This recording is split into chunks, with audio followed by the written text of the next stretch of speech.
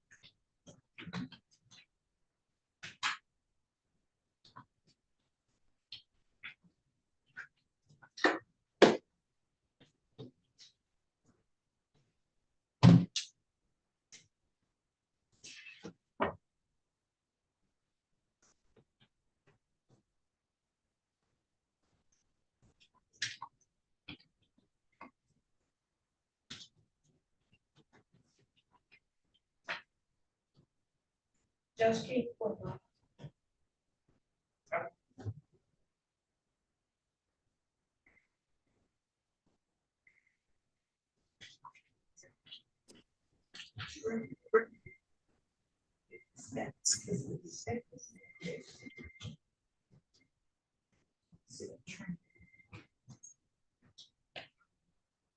You don't have to say something.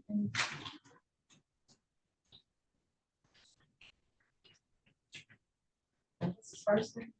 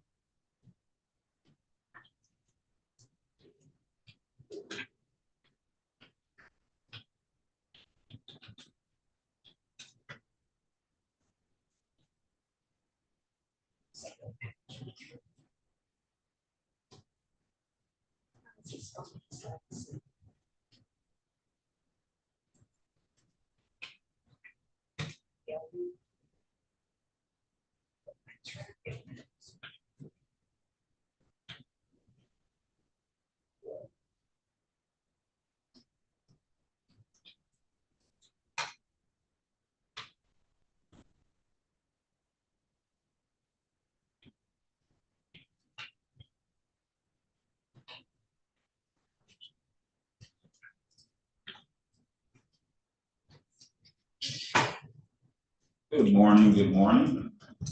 Hey, good morning, how you doing? All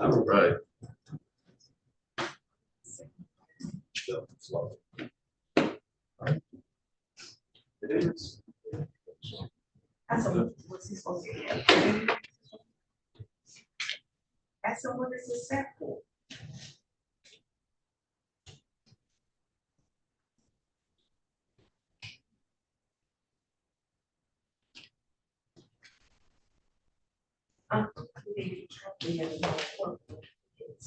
That's, was it a felony?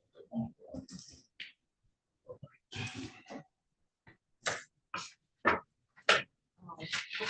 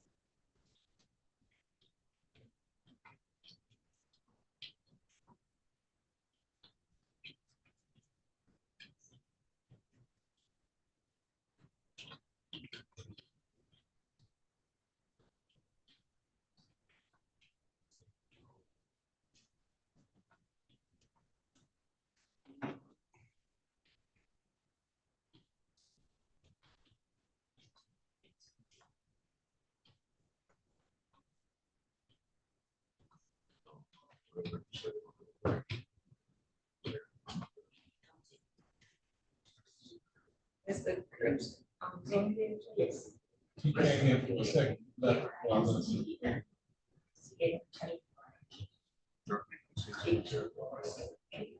It's KRIST. Yes. Kristen, yes. Kristen. Yes.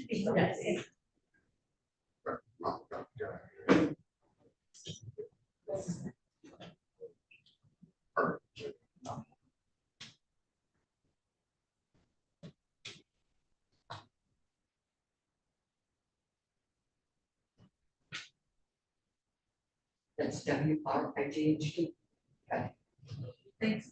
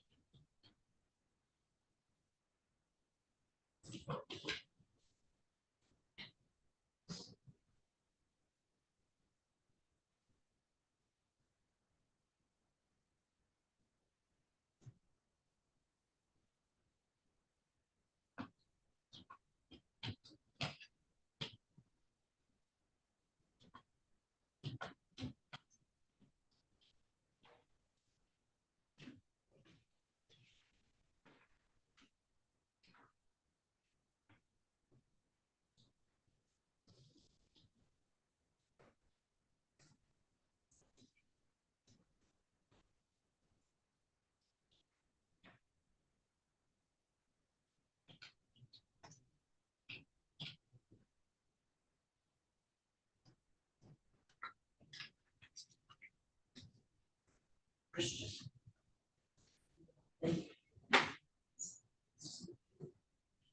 one?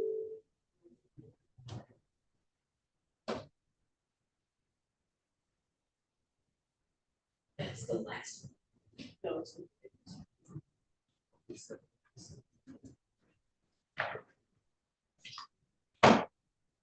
That's what Chris.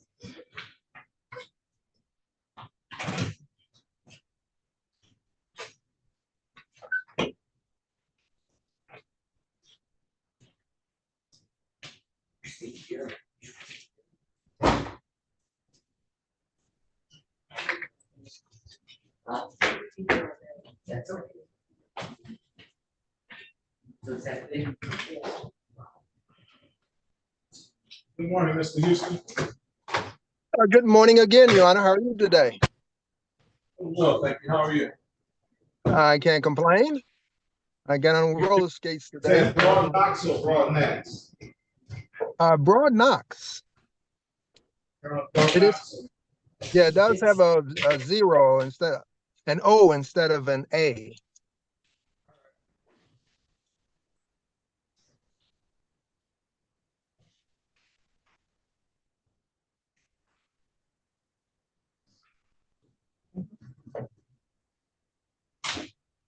Never seen Broadnax before. I've seen Broadnax. Yeah, that was the first for me too. Believe it or not, his email address is spelled with the N-A-X, which I thought was somewhat unusual, but he says his daughter gave him that email address name. So Okay.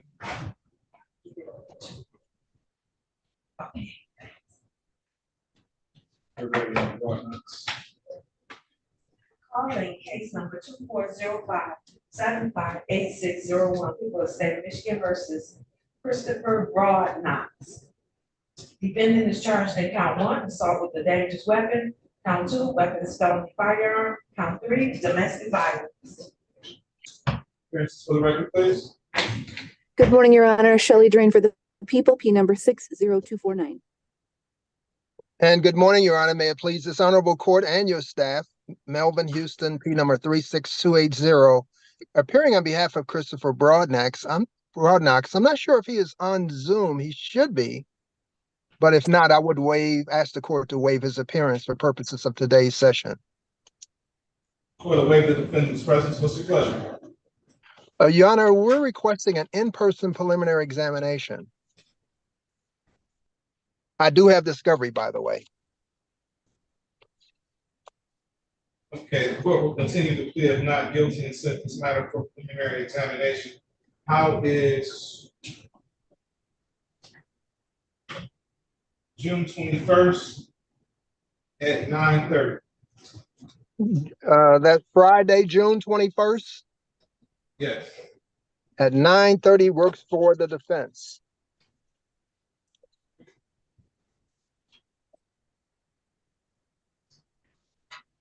June 21st at 9:30, bond will be continued.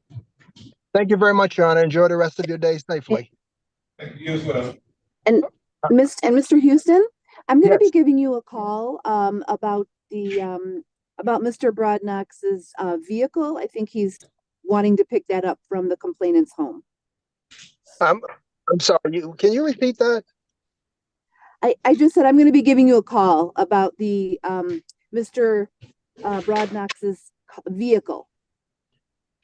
Okay. Yeah, he did make a request for his property, and that does bring up an issue, Judge. I think that the court did grant him permission to recover property, but he's untethered, and if he goes to that location, that could be deemed a violation of terms of his tether.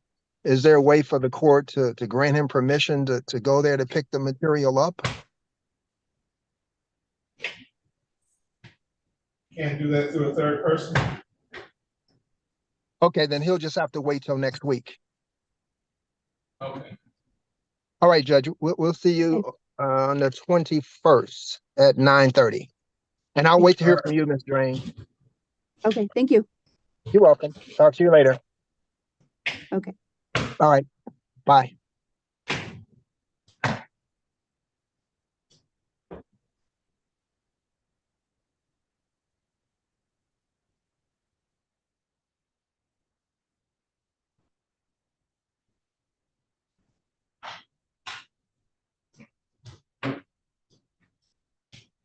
Hey, Karen, how you doing?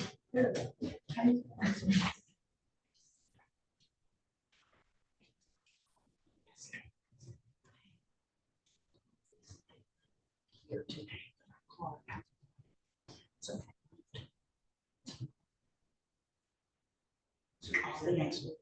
Just not 2 weeks. That'll be sure.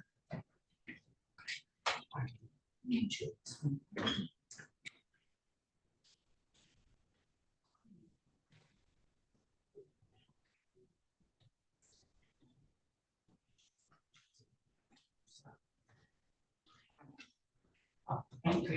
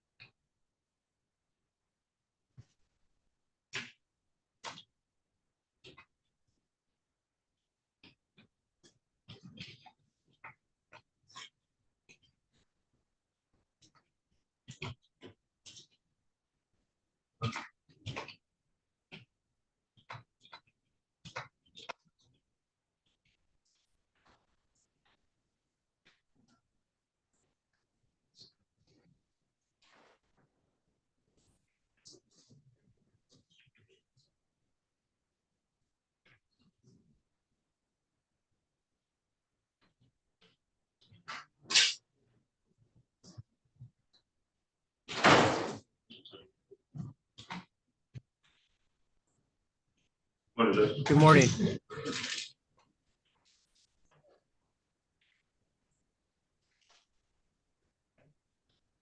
How about James? Not yet.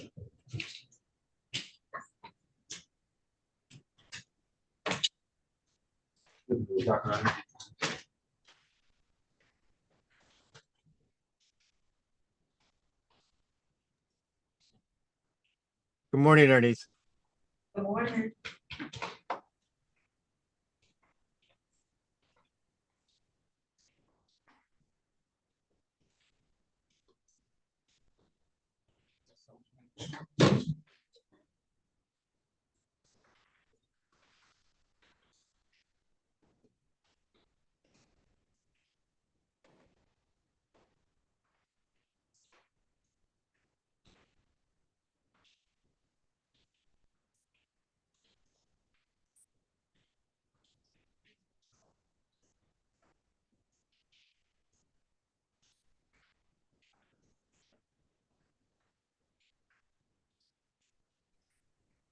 Arnitha, David Cripps, regarding Rodney Wheeler. Do you know if the prisoners are there yet?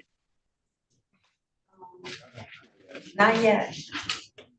Once or twice.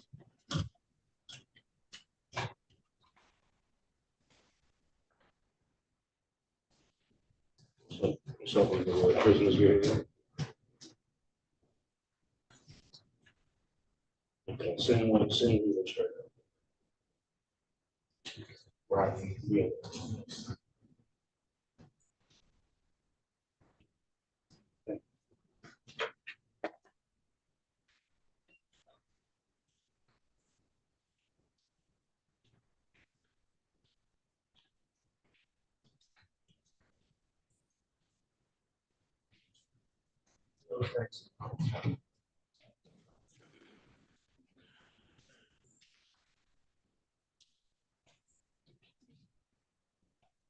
He'll be up in 5 minutes, or Mr. Washington, good morning. How can I help you?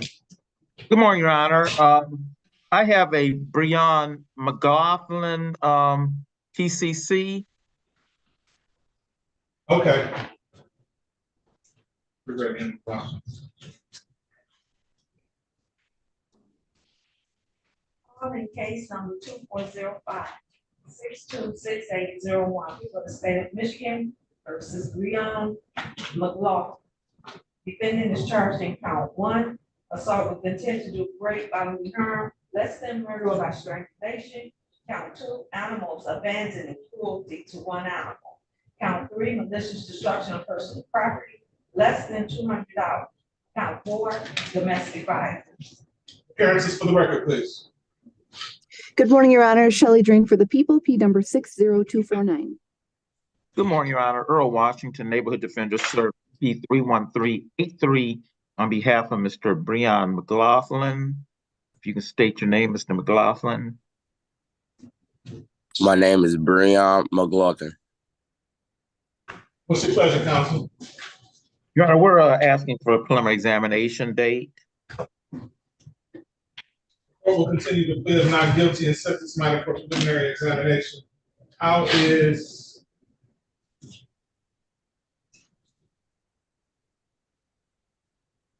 June 21st at 10:15? That's a good date, Your Honor. Is it possible I can speak to Mr. McGlothlin in a breakout?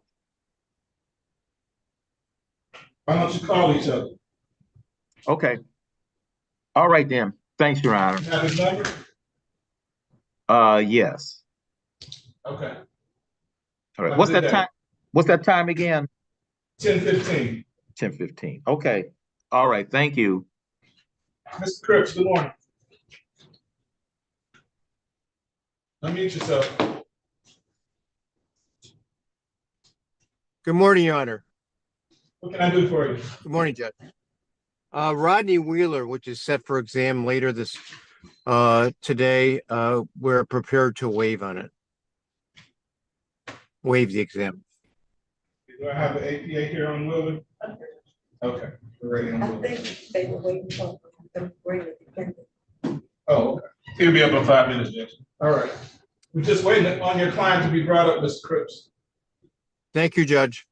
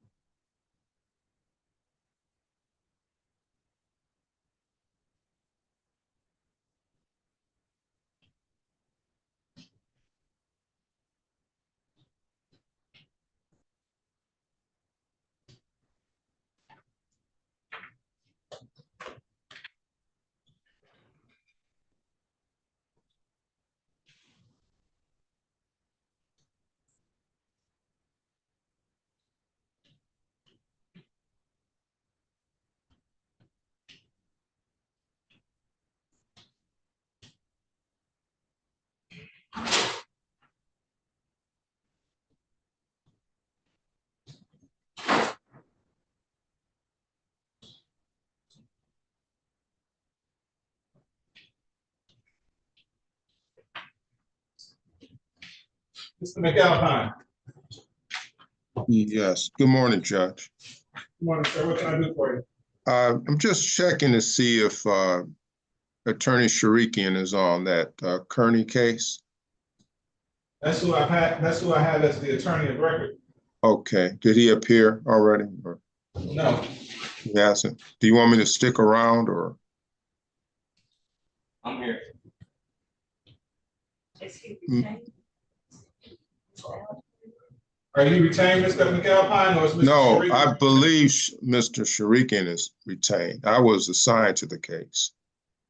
He must have filed an appearance, because that's who I have as the attorney. Okay. Okay, well, if, anything changes, let me know.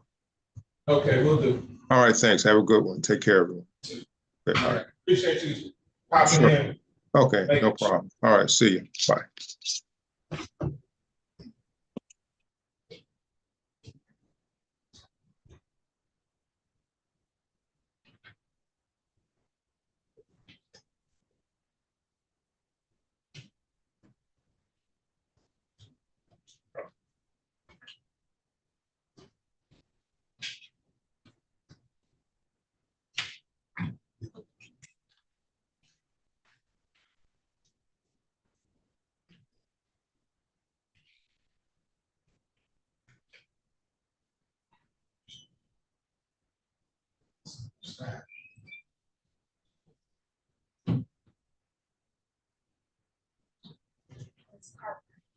Did you want to sign?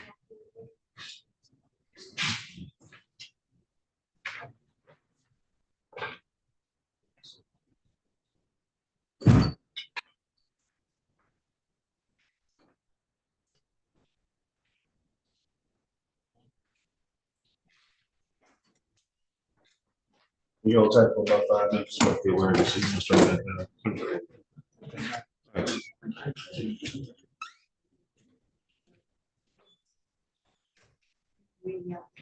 No.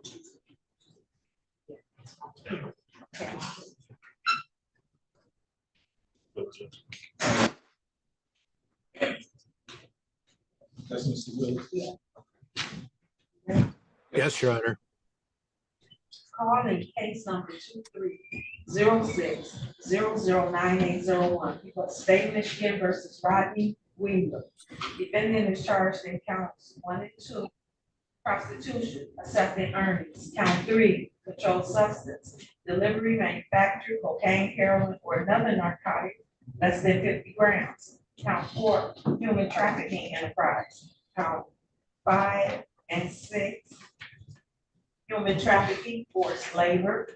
Count 7, prostitution, keeping house up.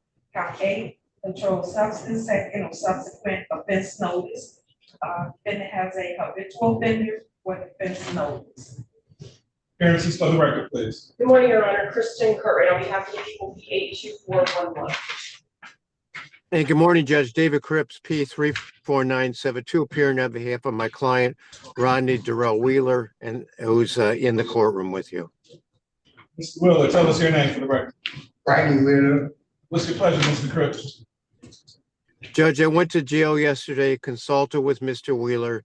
With Ms. Cartwright's consent, we wish to waive the preliminary examination set for today.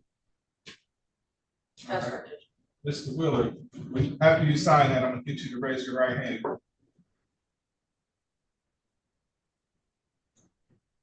Please raise your right hand, sir. You swear or affirm to tell the truth, the whole truth, and nothing but the truth, so help you God? Yeah. Thank you, sir. You understand you have a statutory right to have a preliminary examination. By waiving the same, that means you won't have it, and you'll be bound over to Wayne County Third Circuit Court as you stand charged in the complaint form. You understand that, sir? Yeah. You understand the nature and the purpose of the preliminary examination? Yeah.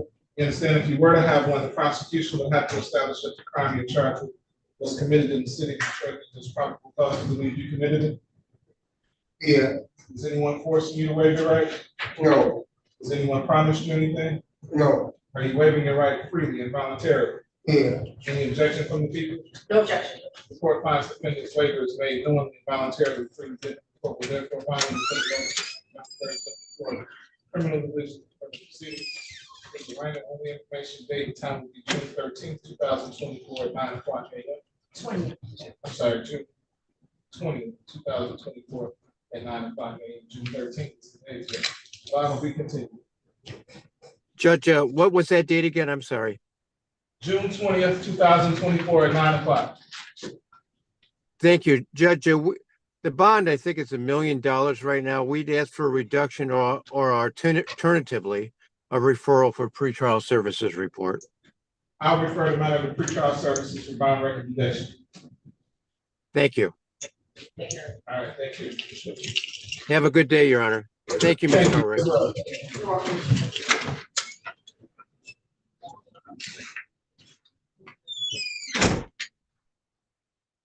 You said it was Tuesday, Ms. Yes. Okay.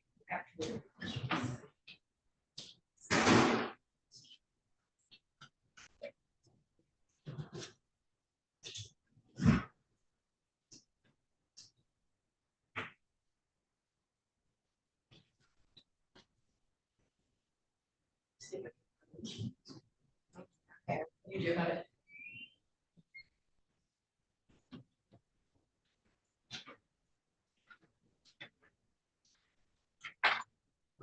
So we still today's date.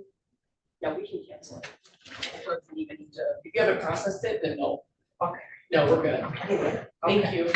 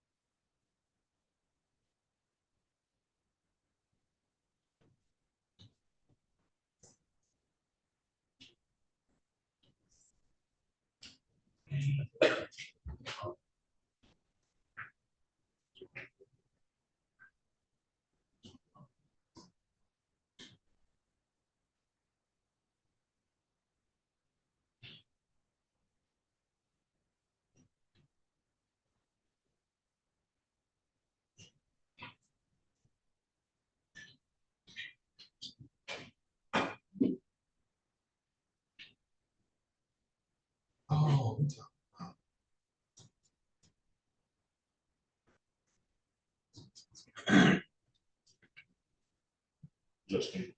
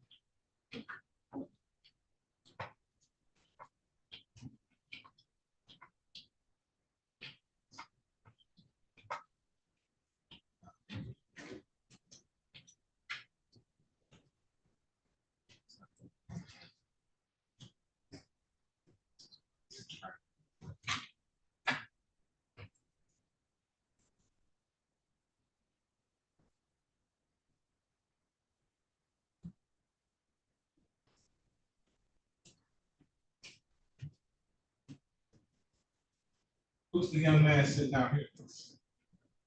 What's your name, sir? Gene. Excuse me? Gene. You just have one name? Two. What's your other name, sir? Gene De Niro.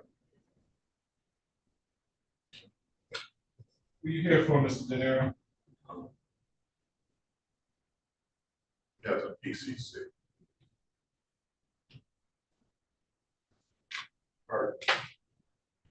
You come from another courtroom? I don't see it on our doc. Right. Oh, Kerney. Kerney's your last name?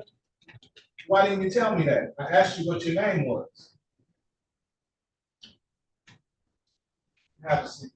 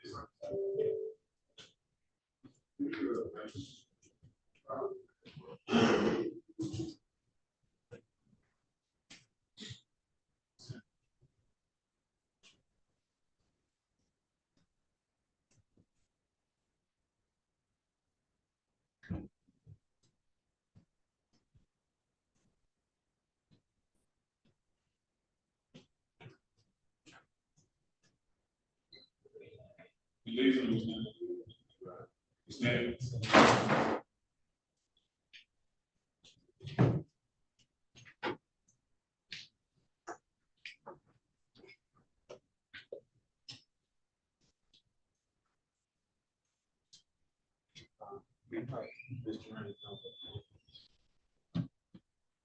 text, current text, even all of it. Yeah. Ms. Drain, Yes, Judge. you have a witness here on Kerney that wants to speak with you. Okay, let's see. I will look up their number and give them a call. Okay. Do you know if they have their cell phone with them?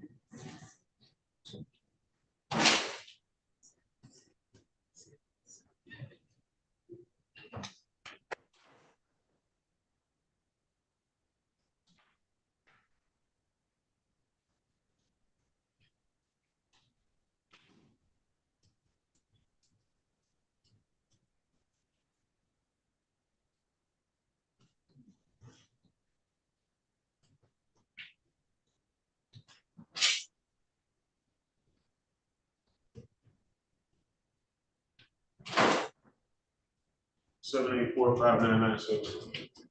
Okay, so they do have their number, their Yeah. phone? Yes, sir. Okay. They have their phone, Ms. Drain. Okay, I have a number of people on here, so can you tell me who it is? What's the name?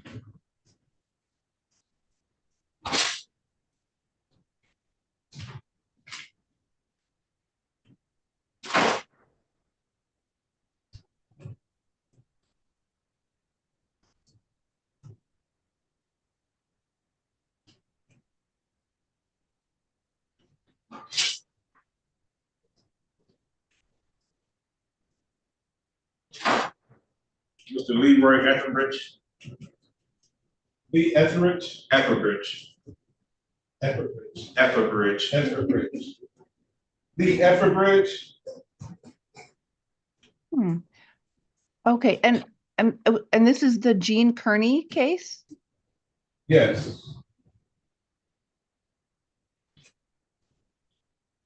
Why don't you have him step?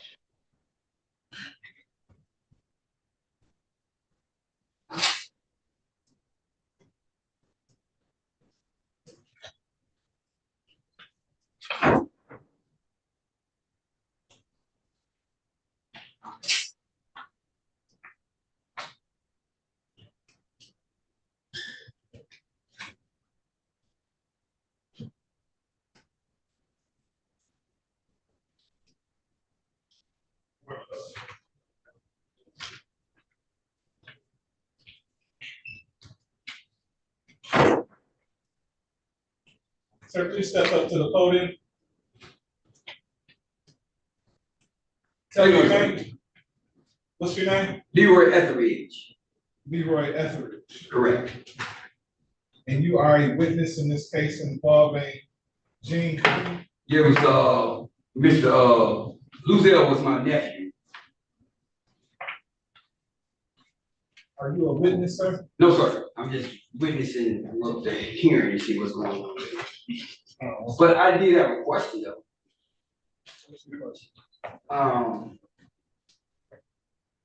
The guy that pulled out the 9mm when they came out the house, and then he pulled out the 9mm.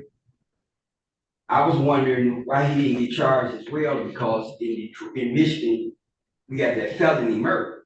And then when you asked him why did he shoot, he said because boy had already took everything, he would have been an overkill. So that meant he admitted right there that he was a participant. I have no idea what you're talking about. I'm talking about the guy with the 9. I don't know the facts of what you're talking about. It's a case you had on we was here last time. Who was the defendant last time? It's the same guy, Mr. Carter. Mr. Carter? Benny Carter. Okay, so I thought you were here on the Kerney case. Carter, C-A-R-T-E-R. Okay. That case isn't even up today, sir. Okay. Why are you here now? Because in your Zoom, you said we'll be back over here on the 13th at the end of your hearing. On Carter?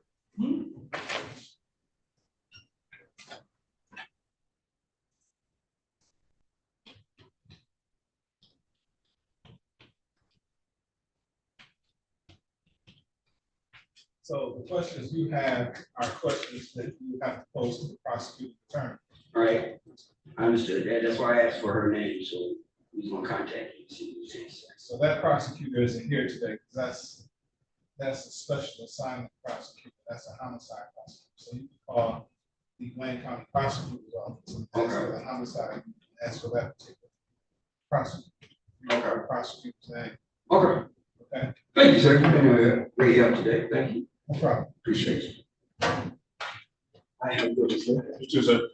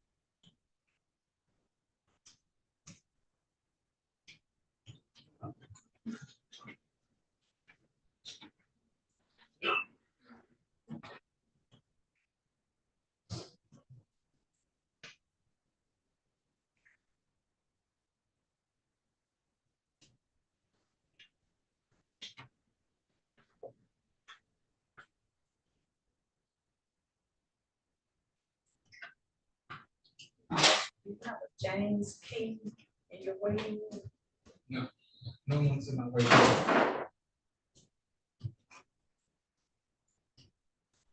Oh, Mr. Sharif, office and voicemail since the evening.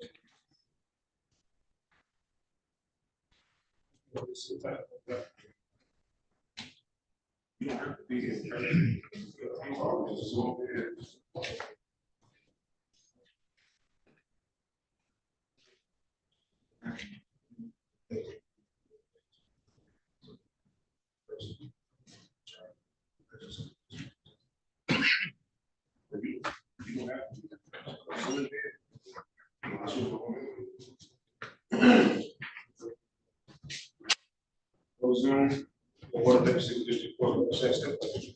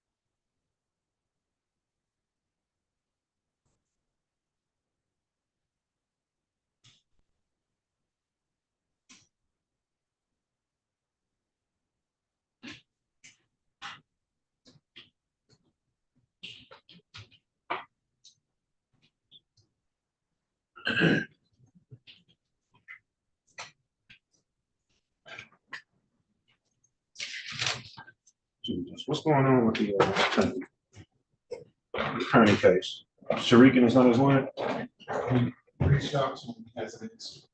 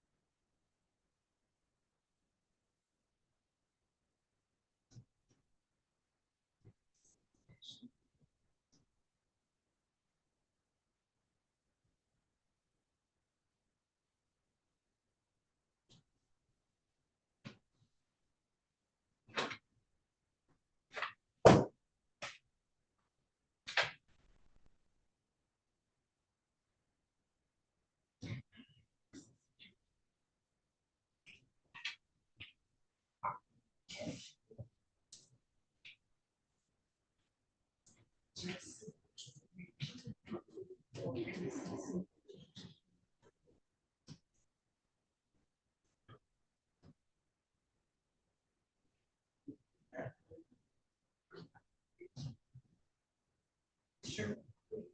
She said. Sure.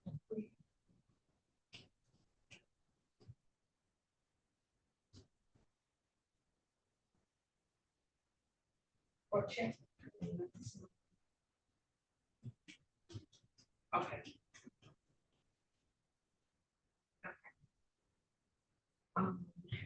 Jessie.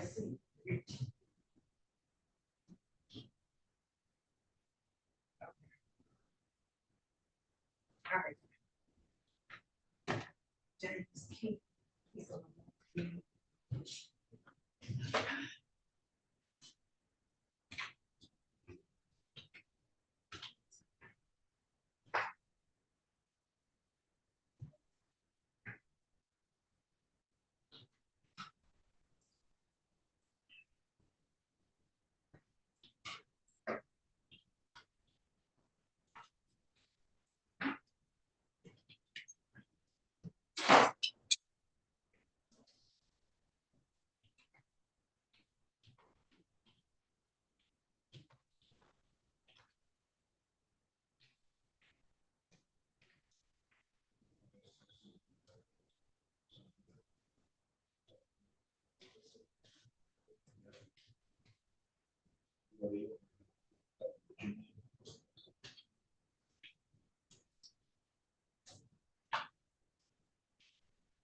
So many men on that, so they know who you are.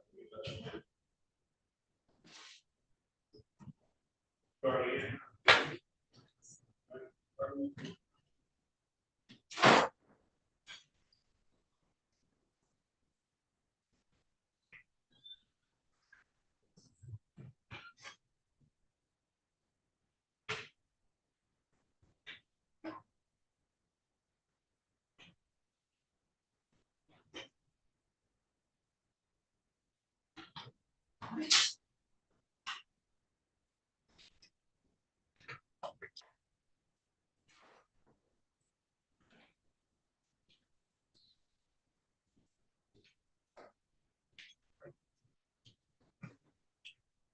Excuse me, Judge.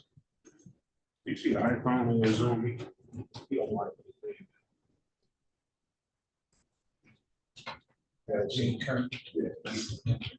You see him? We're gonna zoom in and wait for us to turn.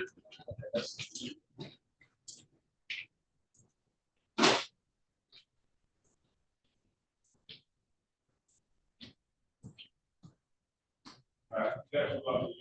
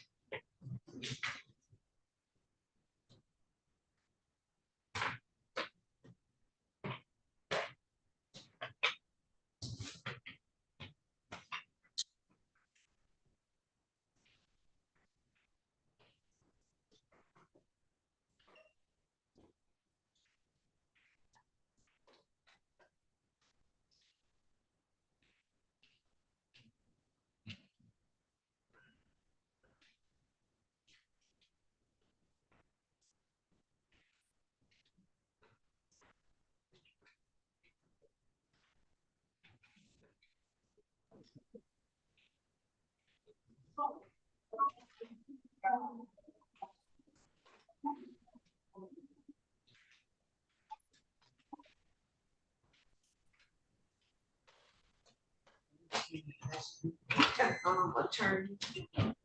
And yes. Richie. Mr. King, Yes, Your Honor. are you ready on Jessie Richie? Yes, Your Honor.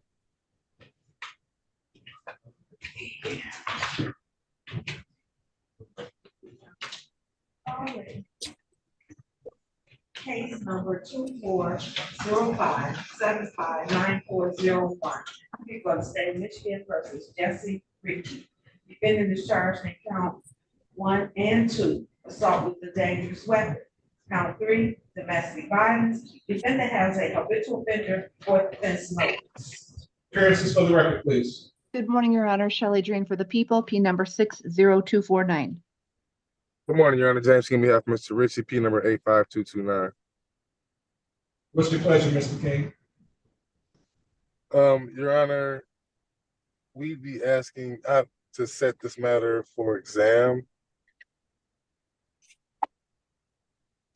All right, the court will continue to plead not guilty and set this matter for preliminary examination. Hours June 21st at 10:30. That I'm not available that day, Your Honor. The whole day? The whole day. Unfortunately, I'm out of the jurisdiction.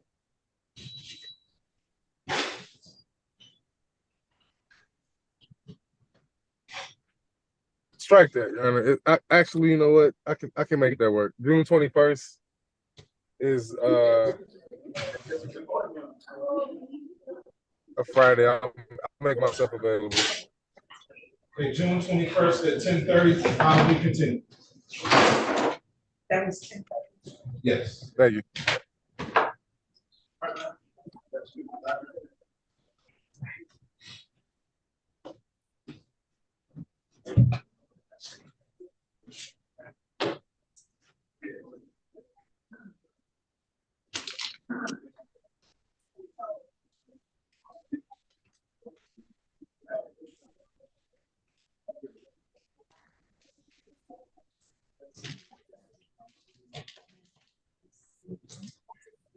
Is it something? Is it something?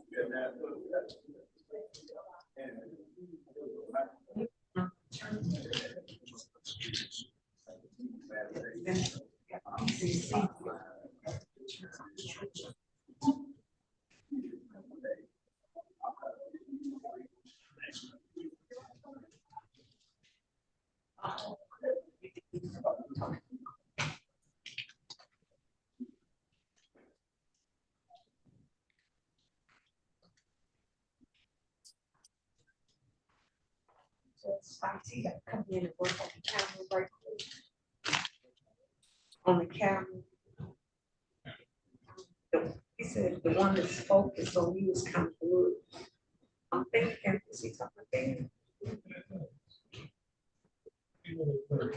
about? You see this email?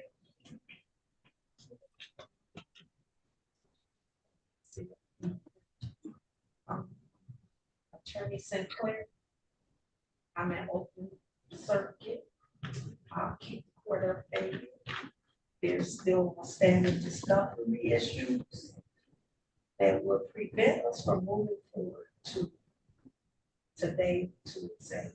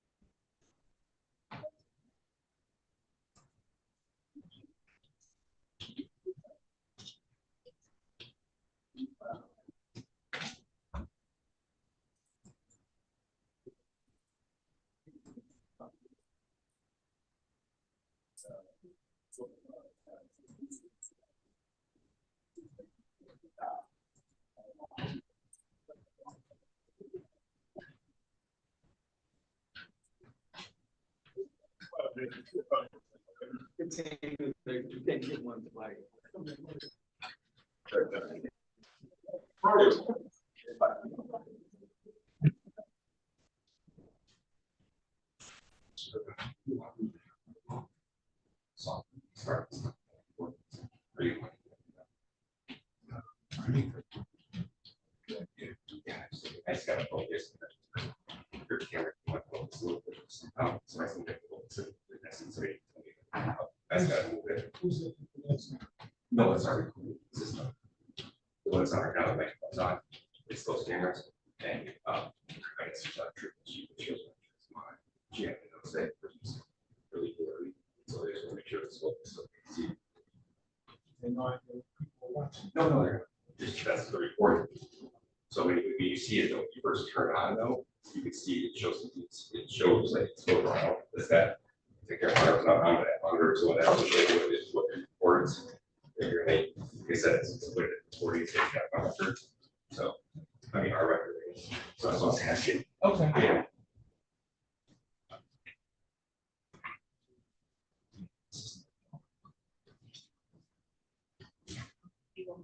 Yeah, I just need to submit it to target because I see it move it a little bit just to make sure see it's very focused.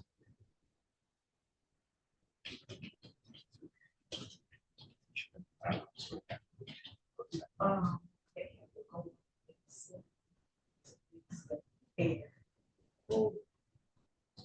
right. It goes to everything. It's like where she like how do you yeah, I just say what's up on the say.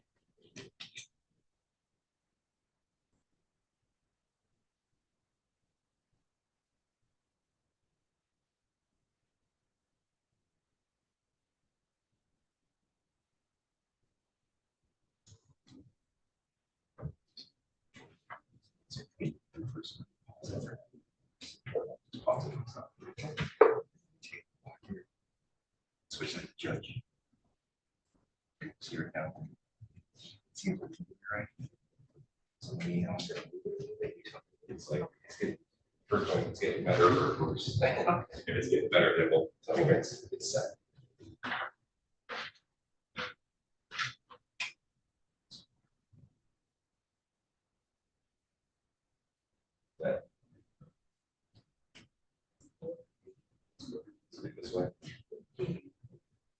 back a little bit.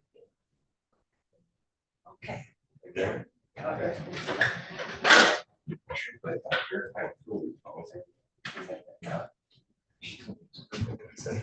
I looked at it. It's like, oh, good. I can go. And then whenever you want to do, just resume it when you guys are ready. Okay. But yeah, you can, I don't know if I see it up or not, so that's right all day. But yeah, all right, thank you. Yeah, I didn't know it's on there. Thank you guys, take it easy.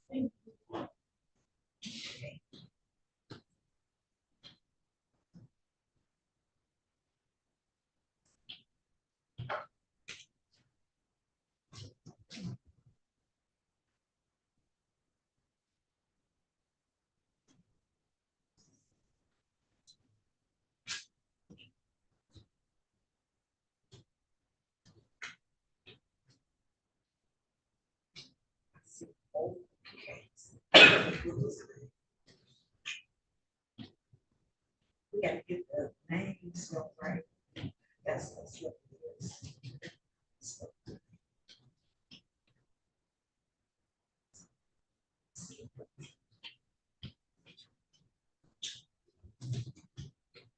What are you talking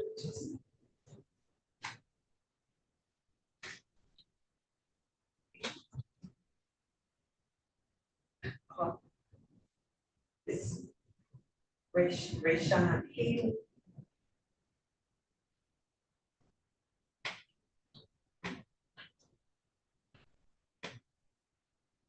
Okay, that's on Judge Giles back at 10:30. You put the number over there.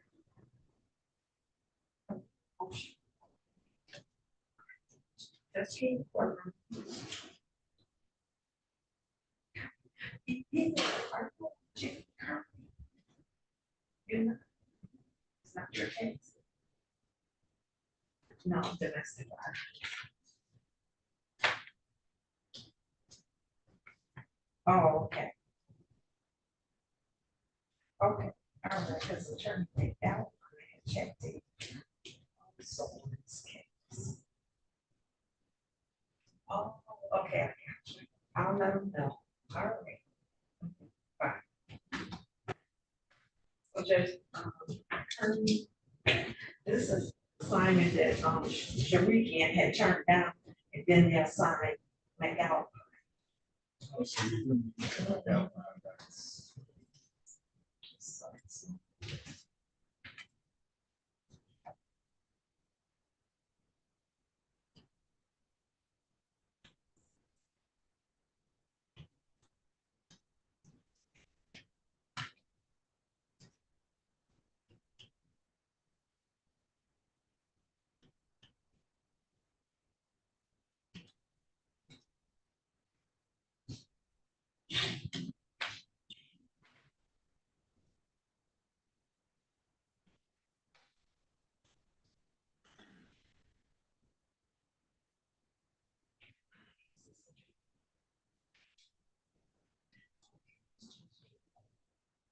And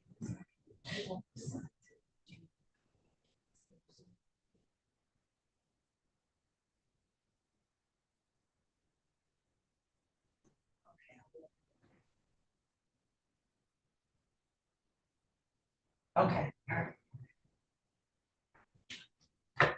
I don't want to say it was only 10 minutes.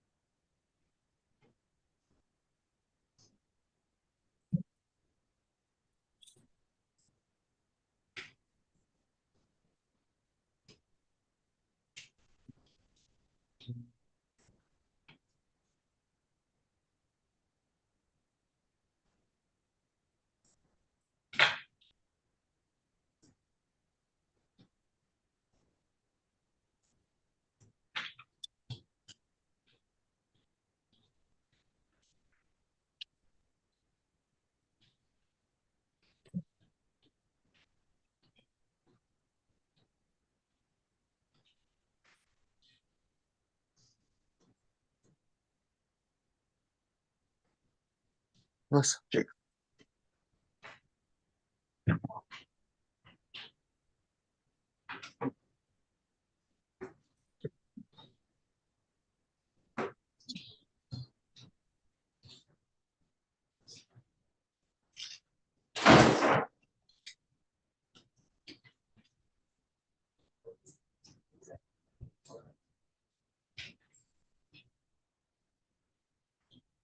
Yeah, you send up Stewart.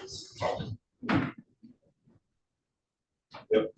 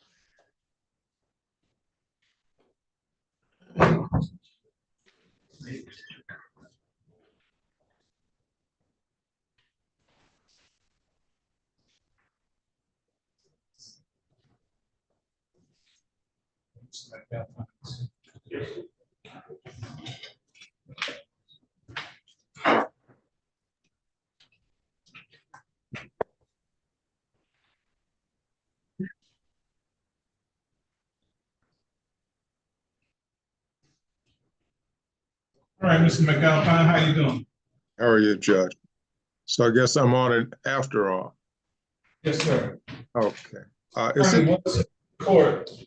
He's on Zoom. Yes. Okay. Is it possible to place me in a breakout room with him?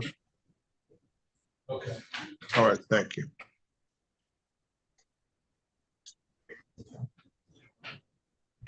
Mr. Kerney, I'm gonna place you in the breakout room with your attorney. Okay.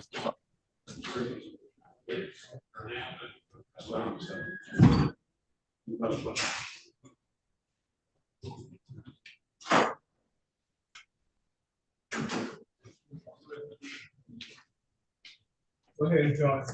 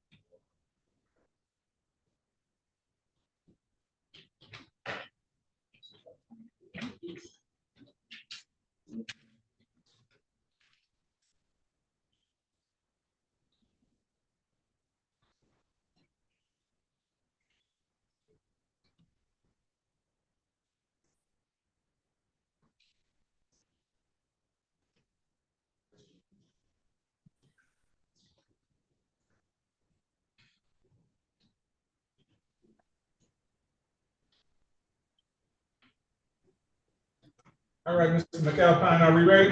Yes, we're ready, Judge. No, we're ready on Kerney. Proper. Calling case number 2405-758701. People of the state of Michigan versus Gene Kerney. Defendant was charged in counts 1 and 2, assault with a dangerous weapon. Count 3, domestic violence. Count 4, malicious destruction of personal property less than $200. Count 5, assault or assault in battery. Appearances for the record, please.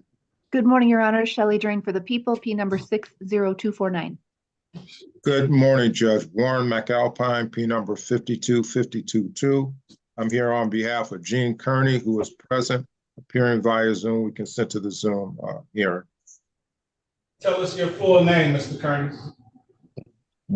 Gene De Niro Javaris Kerney. All right, what's your pleasure, Mr. McAlpine? Judge, we'd like to set this for an in-person preliminary exam. All right, court will continue the plea of not guilty. We'll set this matter for preliminary examination. House June 21st at 10:45. One moment, Judge, please. Let me check that.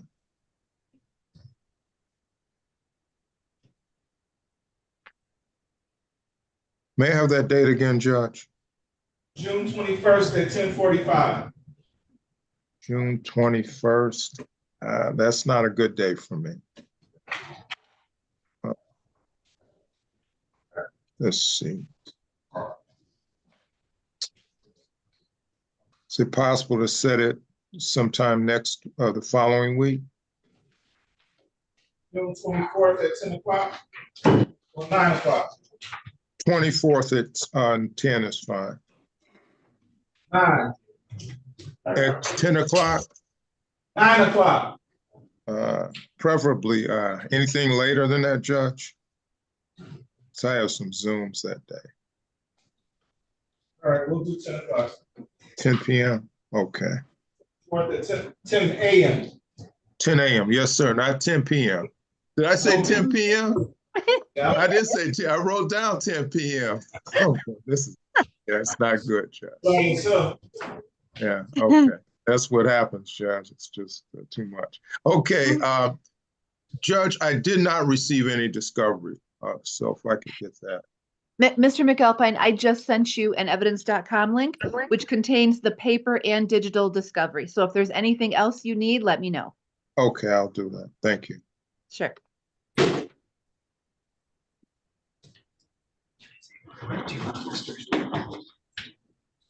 224:15 a.m.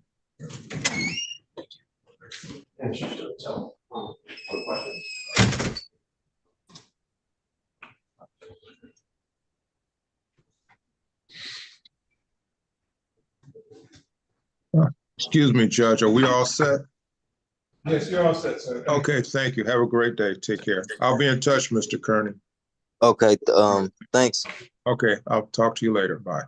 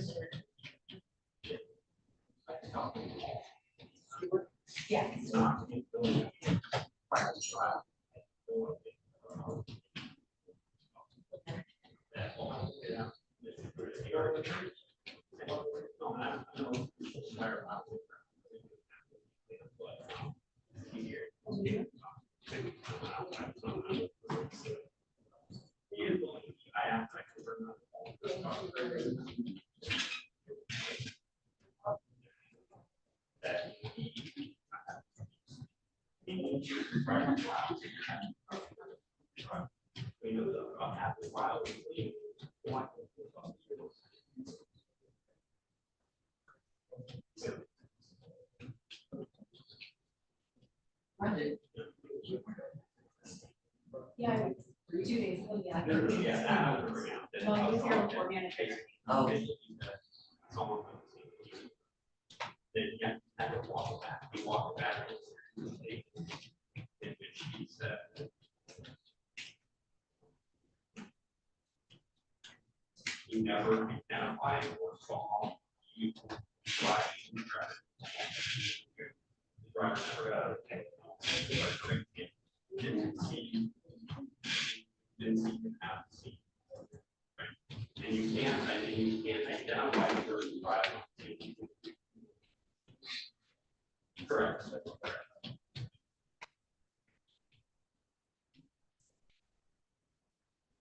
Based on the way.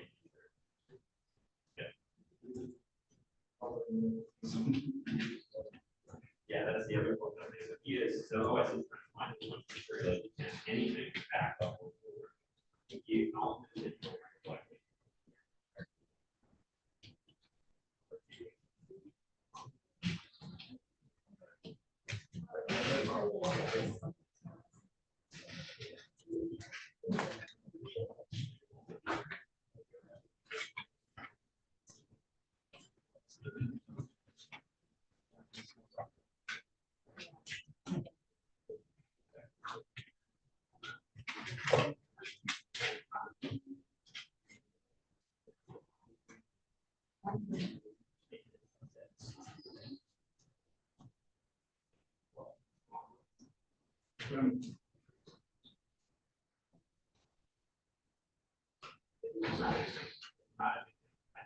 lot. It's a lot.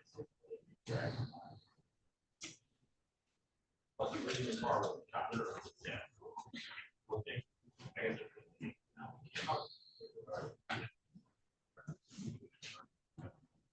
And I guess, I don't know that this will work in this area. Well, they don't have it. Your alleged effectively were defended.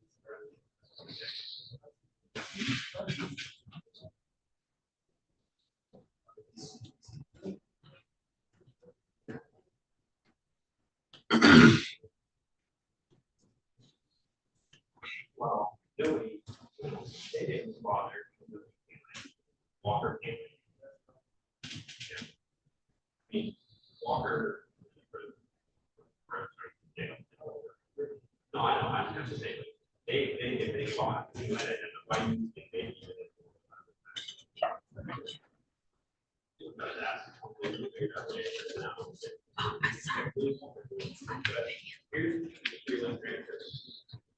this is what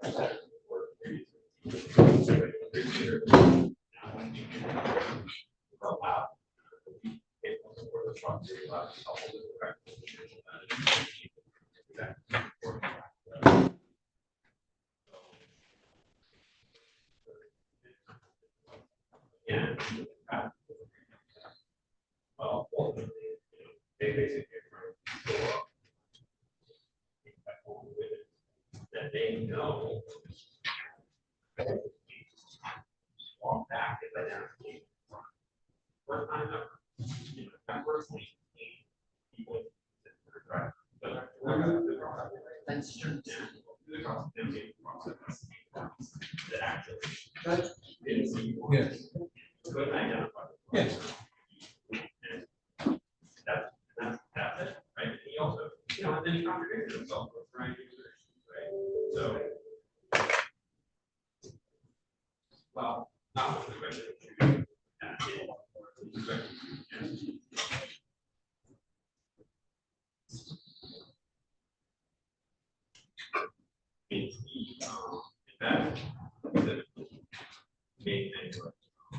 Main thing.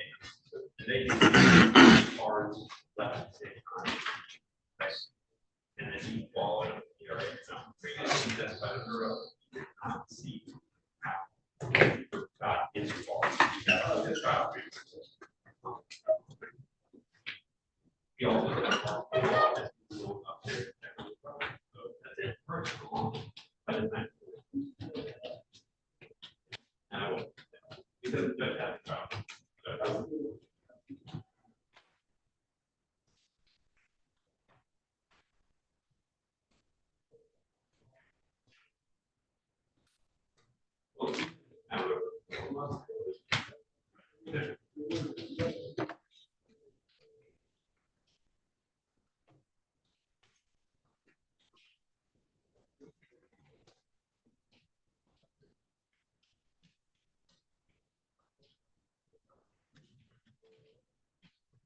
So I'm still gonna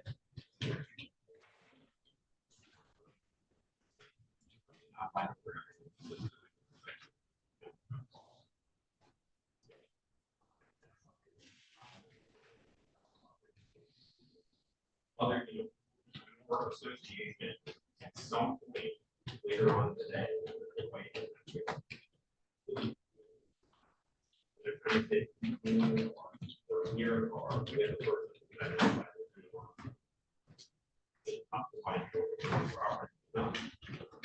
not so after that.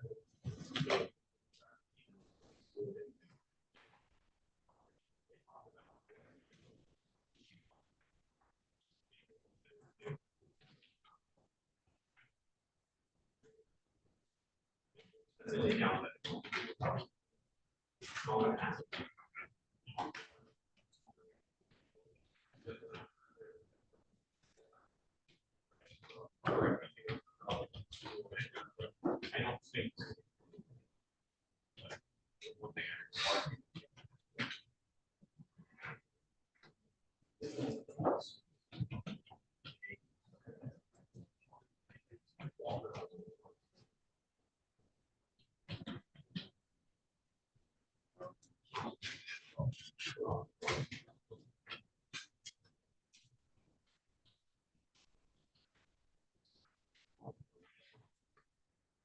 Yeah.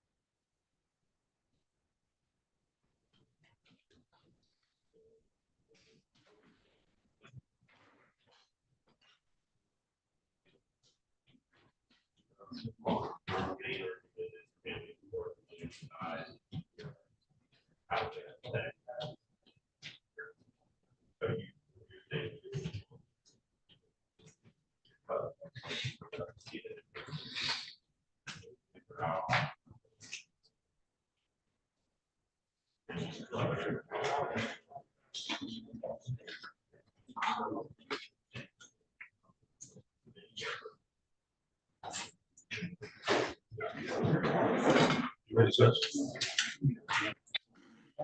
Yes, sir.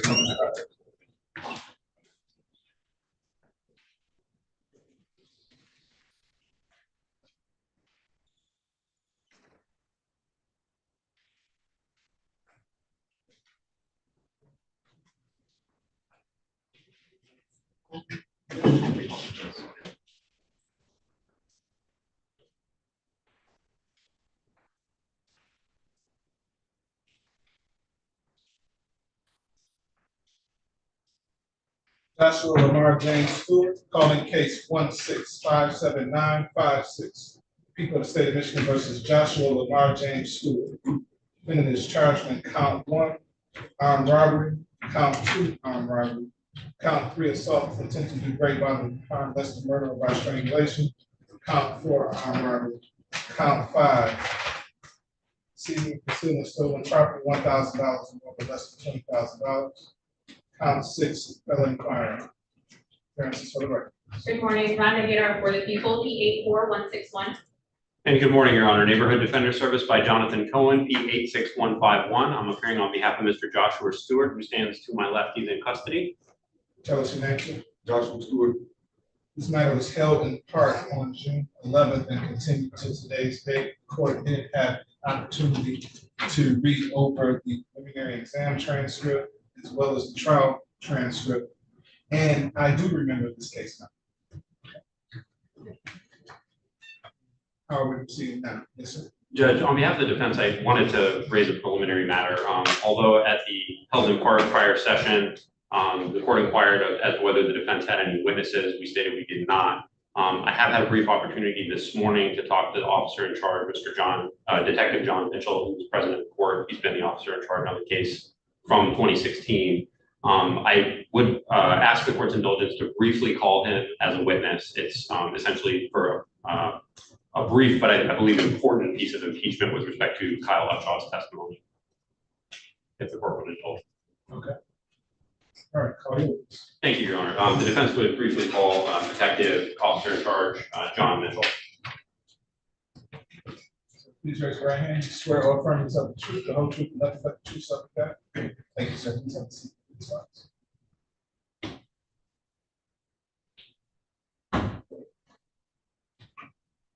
Thank you. Mr. Mitchell, can you tell us your rank? I am a detective.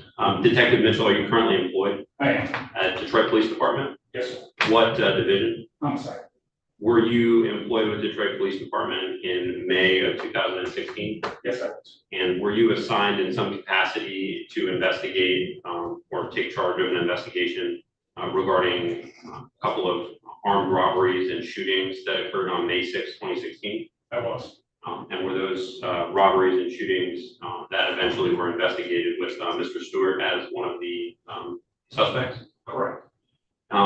Your duties as an officer in charge, what all would you have done back in 2016 in terms of your involvement? Back then, we were assigned to a certain squad that had certain districts within the city.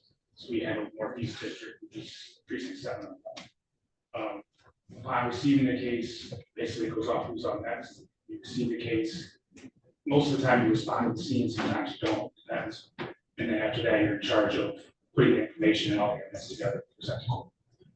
All right, and would you, as part of your duties as officer in charge, would you have spoken to witnesses in this case? Yes.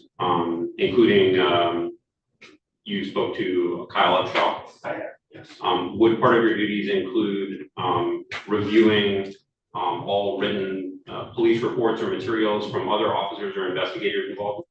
Yes. And did you do that in this case? I did. And also talking to some, if not all, of the officers or investigators involved in the case at some point? Yes. And you also had an opportunity to hear the testimony of Mr. Upshaw at the trial, the original trial in November of 2016, correct? Correct. So do you recall Mr. Upshaw testifying at that trial that he told members of the Detroit Police Department or some police officers at the Detroit Receiving Hospital that he had identified Mr. Stewart as being either a driver of the Intrepid or somehow involved with the robbery and shooting on Meade Street? Yes, I don't remember exactly the testimony from back then, but I briefly this morning looked over the transcripts, and yes, it refreshed my memory. Back in November of 2016, had you ever heard or seen any mention or reference in any of the materials or interviews you conducted that Mr. Upshaw told any member of any law enforcement agency that he identified Mr. Stewart as being associated with the Meade robbery and shooting? As far as the reports go that were generated for this case, no, there was nothing indicating that Mr. Upshaw identified Mr. Stewart as the driver at the hospital. And as far as your personal interactions with witnesses and police officers and investigators in this case, did you have any indication that Mr. Upshaw had pointed out Mr. Stewart at the hospital as being a driver or involved in any way with the Meade Street robbery and shooting? Involved, yes, but not necessarily the driver. Being at the car, seeing him at the car, which is the same car that was used. So you had an indication that Mr. Upshaw had seen Mr. Stewart next to the Intrepid at the hospital? Correct. And that would be from what? That was from Mr. Officer CJ. Understood, all right. But again, just indicating that he saw Mr. Stewart somehow next to that vehicle, correct? Correct. But not pointing him out as being a driver or involved, right? Not in that report, correct. Thanks, I don't have any further questions.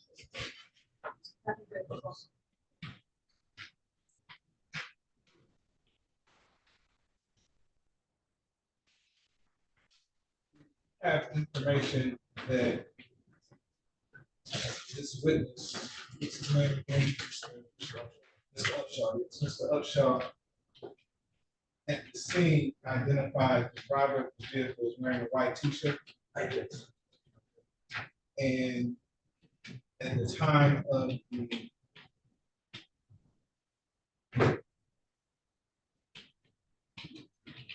observation of Mr. Stewart at the hospital, did he have on a white t-shirt? So not that I'm aware of, sir, I was never at the hospital, I was at the actual scene itself. But per Sergeant Constello's team report, when he was arrested, he was wearing a black. Like he may have had a white t-shirt underneath, I do not know. Or he was arrested. Any questions based on my question? No, Judge. No, thank you, Your Honor. Thank you, sir. Yes, sir.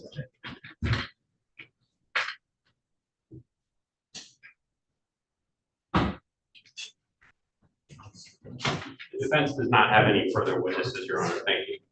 Anything further from the people? No, not as far as witnesses. Okay. At this point, if people are going to ask for a bind over on all counts of information, the court would like argument now to make those arguments. I understand why you charge count 1 and 2 armed robbery, and count 4 armed robbery, and receiving and concealing stolen property. Well, tell me how we can get the assault with potentially great bodily harm as well as the felony firearm. The assault with intent to great bodily harm is as it relates to Kyle Upshaw's brother, Daniel Claxton. He was the one that was shot at the Mead Street home. He was shot in the stomach at the time.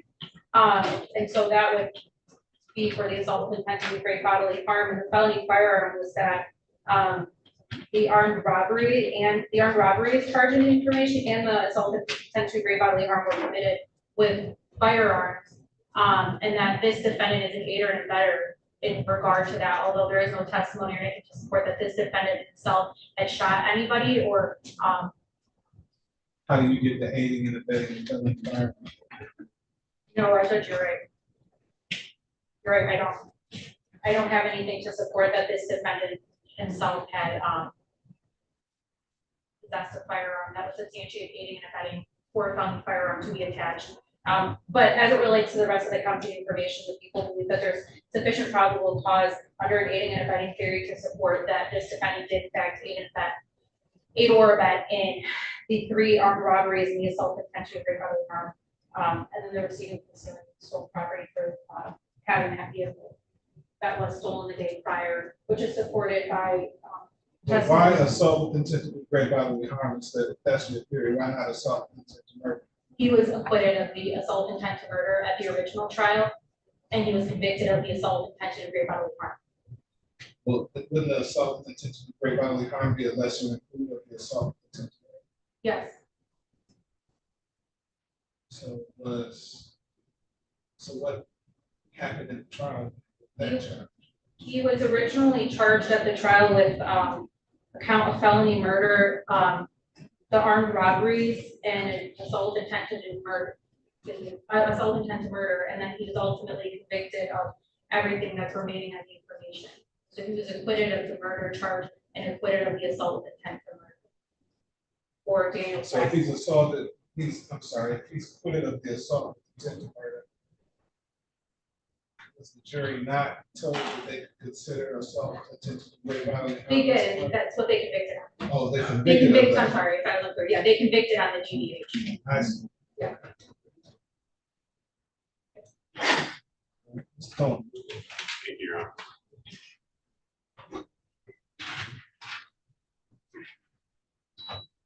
Your Honor, I am objecting vehemently to a bind over of any of these charges in this case for the following reasons. Number one, with respect to counts 1 and 2, these are the armed robberies of the complainants, Mr. Foster and Mr. Walker. Without the inadmissible evidence and testimony in this case, we have no connection between Mr. Stewart and that armed robbery and shooting that occurred on Packard and Savage in the city of Detroit that involved Mr. Foster and Mr. Walker. What about the alleged statement that he made to the police officer? That was a statement made at the hospital indicating that he had driven someone identified later as Mr. White, who had been shot, that he had encountered that individual on the street and driven him directly to the hospital.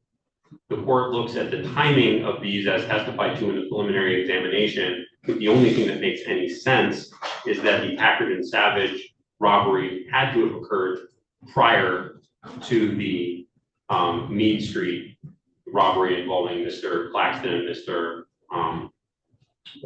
Upshaw. So from a chronological standpoint, because essentially Mr. Walker testified to these 2 gunmen, one of whom was identified as White, one of whom was this huskier person who in no way, shape, or form matched Mr. Stewart's identification, approached him with guns and robbed him. People's theory is that your client was the driver. Right, Judge. The problem, though, is that nothing puts him in that driver's seat for that particular robbery and shooting. Mr. Walker was in the courtroom with Mr. White and Mr. Stewart. He was asked specifically at the preliminary exam, do you recognize Mr. Stewart? And he answered no. Because allegedly, the driver of that vehicle never got out the vehicle. Right, I'm just saying, Mr. Walker. Why would he be able to recognize him? Well, I mean, if we look at most of the prior statements and sworn testimony of Mr. Upshaw, allegedly, the first 8 years of this case, Mr. Stewart allegedly never got out of the vehicle, or the driver, I should say, never got out of the vehicle at the Mead Street shooting either.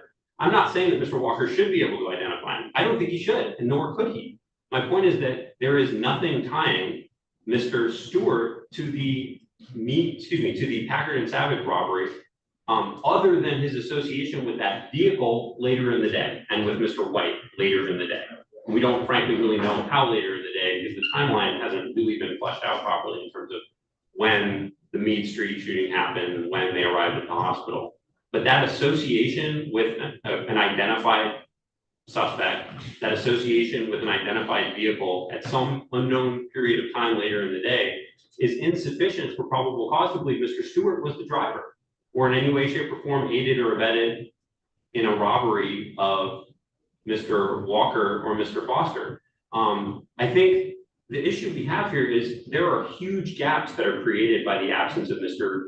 Stewart's now suppressed confession, gaps that have not been filled by the people at this preliminary examination. For example, if the court looks at Officer Mitchell's testimony with respect to property that was identified, property belonging to Mr. Foster from the Packard and Savage robbery, shoes and a belt, that Mr. Walker was asked to identify from a picture. He was able to identify those items as belonging to Mr. Foster.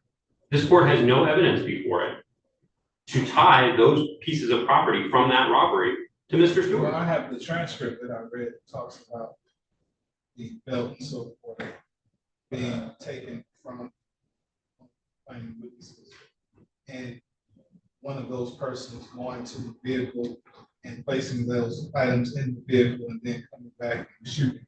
Right, but no evidence that those items were ever recovered later with respect to Mr. Stewart or with respect to that vehicle. So again, if there was something to... Do I need a recovery if it was an armed robbery? Do I need the items to be recovered? No, Judge, but what I'm saying is there's no link to Mr. Stewart. It's not as if he's found later on. The theory is that Mr. Stewart was the driver then, just as he was the driver on me. Why do I care if the items were recovered? Well, had they been recovered, for example, if the court had evidence that they had been recovered from a vehicle that Mr. Stewart was seen standing next to at the hospital later in the day, that would provide some link between Mr. Stewart and that robbery.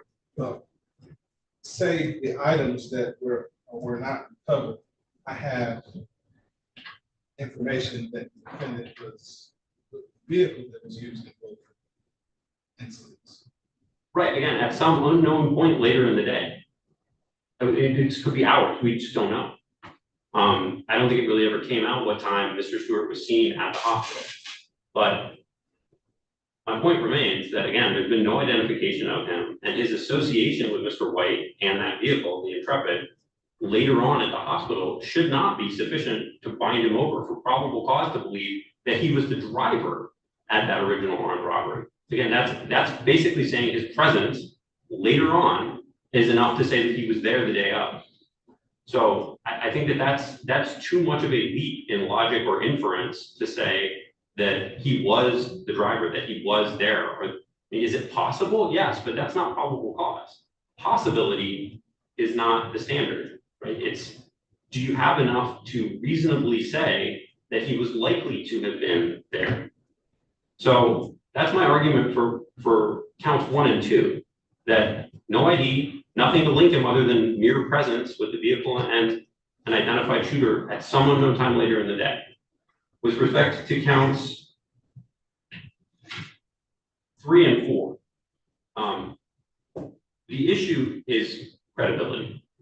This court is in a unique situation because it has the benefit of Mr. Upshaw having testified not once, but twice in this matter, under oath. This is not his first go around. This is not his first time speaking to a court under oath, which is what we normally get with preliminary examinations. Mr. Upshaw, less than 2 months after the alleged shooting, after his alleged robbery and shooting of his brother, sat in a courtroom, I'm sure similar to this courtroom, if not this actual courtroom, probably less than 15 feet from Mr. Stewart and Mr. White, and without hesitation identified Mr. White as being involved in that Meade shooting with an AK-47. Mr. Upshaw was asked not once, but twice about other people in the vehicle, specifically the driver. He had every opportunity. He was asked, did you see anyone else in that car? Yes, the driver. He was asked, was anyone else in the car? I guess the dude, the driver. Not a single time did he point at Mr. Stewart and say, that's the guy. He was there. He was the driver. He was on Mead Street. Not a single time. He did not, I mean, he also didn't say anything about seeing him later at the hospital, but most importantly, he never identified Mr. Stewart when given the opportunity. That's within 2 months of this happening. 15 feet, staring him dead in the face. He did not identify him, and he was asked. So this idea, perhaps, that he's never been given the opportunity to really tell his story, or he's never been asked what really happened, I mean, is ludicrous. He also testified at trial, and this is where, importantly, he is now, I mean, one of these two's got to be perjury, because he is saying things that directly contradict his prior sworn testimony. He claims at trial that the driver never gets out of the car. He claims at trial, initially, oh yeah, Mr. Stewart's the driver. But fortunately, under a good cross-examination by Attorney Polk, he had to walk that identification back. He stated unequivocally multiple times that he could not identify Mr. Stewart as having been the driver or on the scene at Mead, and that the court's got the benefit of that transcript. Page 48, lines 25 through line 2 on page 49. He never identified nor saw Mr. Stewart driving the Intrepid. Page 55, lines 21 through 25. He never saw. I think that much is clear. That was my understanding of his testimony. Original preliminary examination at the trial, and I don't recall it different here that he saw, other than I think he said he saw a person get out of the car and pick up some guys that were laying in the street, put them in the car. But I think you sufficiently fleshed it out that he never saw the driver, and he assumed that the defendant here was the driver based on him being at the hospital and sitting on the hood of the car, sitting on the hood of this Intrepid. Okay, I guess I was worried because, you know, when I heard Mr. Upshaw testify at the exam, it seems to me as if he was now, for the first time ever, unequivocally trying to say that he saw Mr. Stewart. That was what I got from his testimony. What I got from his testimony was that he assumed it was Mr. Stewart because this was the same vehicle 2 or 3 minutes later that was just at the scene with these guys trying to rob him and shooting at his brother and shooting at him. And because he was sitting at the car, that they basically followed him to the hospital, and he was sitting on the trunk or on the hood of this Intrepid, that he assumed it was the defendant that was driving the vehicle. Fair enough. Then I won't belabor that point, because then that's the court's understanding of the evidence. Mr. Upshaw has never actually identified Mr. Stewart as driving that vehicle or being involved on the Mead Street. He's assumed. No. The part where I get your client being the driver of that vehicle comes from the statement that he made to the police officer, who comes to the scene and trying to figure out what's going on. He tells him some story about he saw a guy lying in the street, he picked him up off the street, took his car and drove him to the hospital.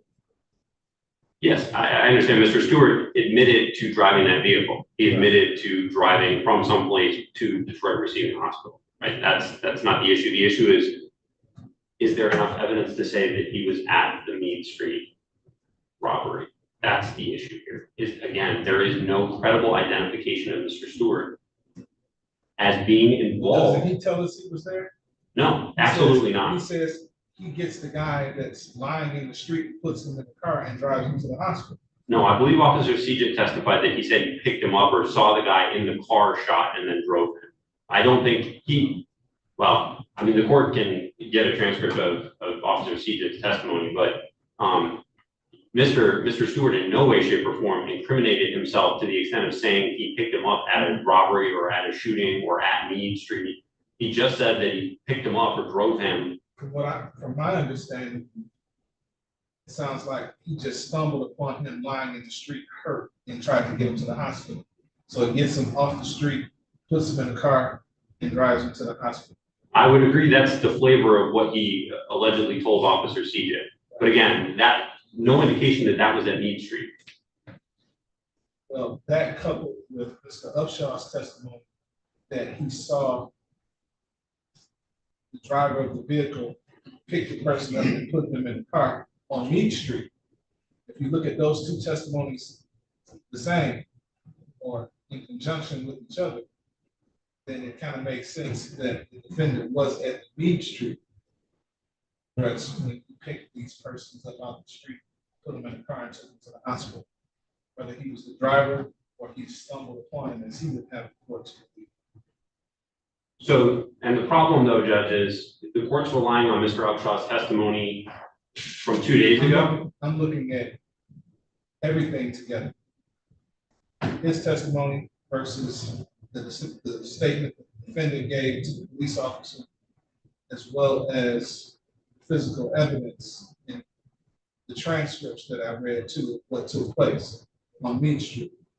Right, Judge, what I'd like to point out is that Mr. Upshaw previously testified under oath that the driver on Meade Street never got out of the vehicle. He's now completely changed that and said, oh yeah, the driver got out of the vehicle and was helping people who got shot in the street, loading them into the car. That's completely contradictory, number one. Number two, and it may be contradictory, but it also mirrors almost what your client says he did. so, Judge, the other issue is with respect to Mr. Upshaw even being able to see this. He previously testified at the trial with respect to that vehicle pulling off. He was asked, did you see how the people, the shooters on Meade Street, how they got in the car? Page 38, line 11 to 16. He says, no, he didn't see how they got in the car. Then he's asked, when did that car pull off? Also page 38, lines 17 to 18. He testified, and again, this is November of 2016, mere months after this happened, not 8 years, like we just had a couple of days ago. He testified the car pulled off as he was going upstairs to check on his brother. Page 38, what line? Correct. So those two quotes would be lines 11 through 16 and then, well, 17 through 18. So lines 11 through 18.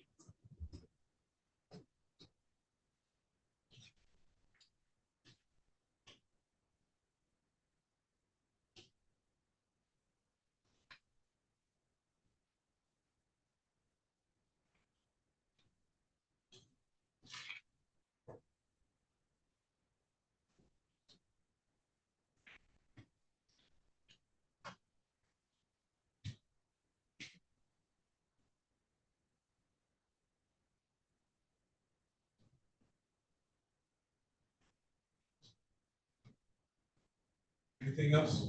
Well, so again, I think the issue here is that Mr. Stewart, Mr. Upshaw would have us believe 8 years later, very, very different things that are designed to bolster what was already a torn apart identification at trial.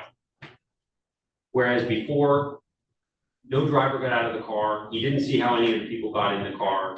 They drove off before. Now, all of a sudden, he's watching Mr. Stewart get out of the car, load shooting victims into a car, and then not just drive off, but follow them to the hospital. I mean, this is completely different from what he said. I would submit to the court that his testimony from 2006 is much more credible and frankly, much more likely to be accurate, just given the passage of time to what he is currently stating. And the court absolutely can and should take into account Mr. Upshaw's credibility or lack thereof as it relates to this important aspect, which is the identification and the details surrounding his ability to even make an identification. And consider this, it's no shock that he didn't identify Mr. Stewart at the preliminary exam. He says himself, 2 gunmen run up to him while he's in his car cleaning, stick a gun in his eye. Up to his nose is what he said at the exam, but in his eyeball is what he said at the trial. Proceed to demand property from him, and then his brother starts shooting. At which point, he starts shooting back. This is a crazy, chaotic shootout in which he's not only concerned for his own life, but then his brother's life, who claims, who says he's shot. These are not circumstances conducive to any kind of identification.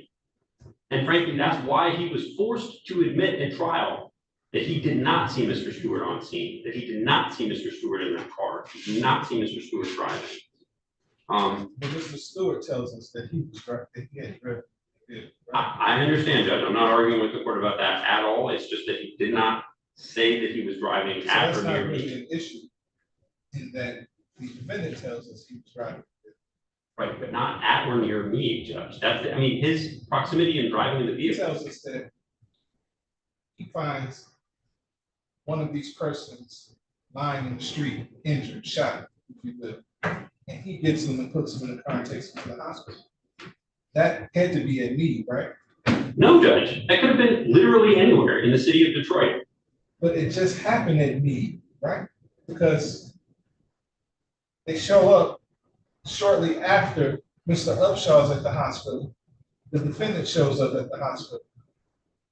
So where are you getting this other timeline from?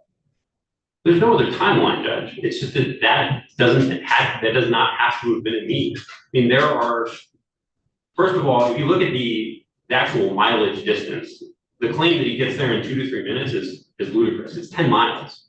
He's not getting there in 2 to 3 minutes unless he's driving 150 miles an hour.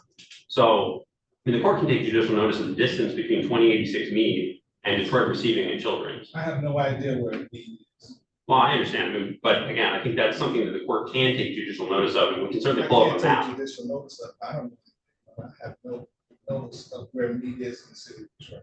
We can provide a map to the court that I think would be the type of fact that a court could take judicial notice of, because it's readily ascertainable from, I'll say, unassailable sources.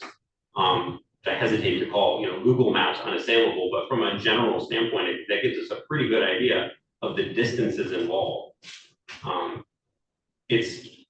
So I mean, I'm happy to pull that up. I have that route. So you would have this court believe that the defendant was telling the truth when he says he saw this person lying in the street. He puts him in a car that's riddled with bullet holes and drives him to a hospital. Judge, I'm not asking the court to believe that or disbelieve that. What I'm saying is that it does not put him on scene at Meade. There is. I have to disagree. I understand, Your Honor, and that's the court's prerogative.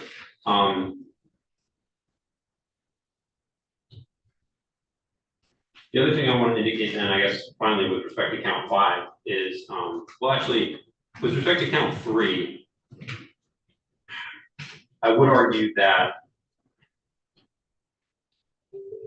there's been insufficient evidence for aiding and abetting of that particular incident, that particular charge with respect to Mr. Claxton, because in part, the testimony is that Mr. Claxton fired first, that he started shooting, that this was not a situation, in other words, that then these co-defendants or people on the street started firing first, that they returned fire. So what?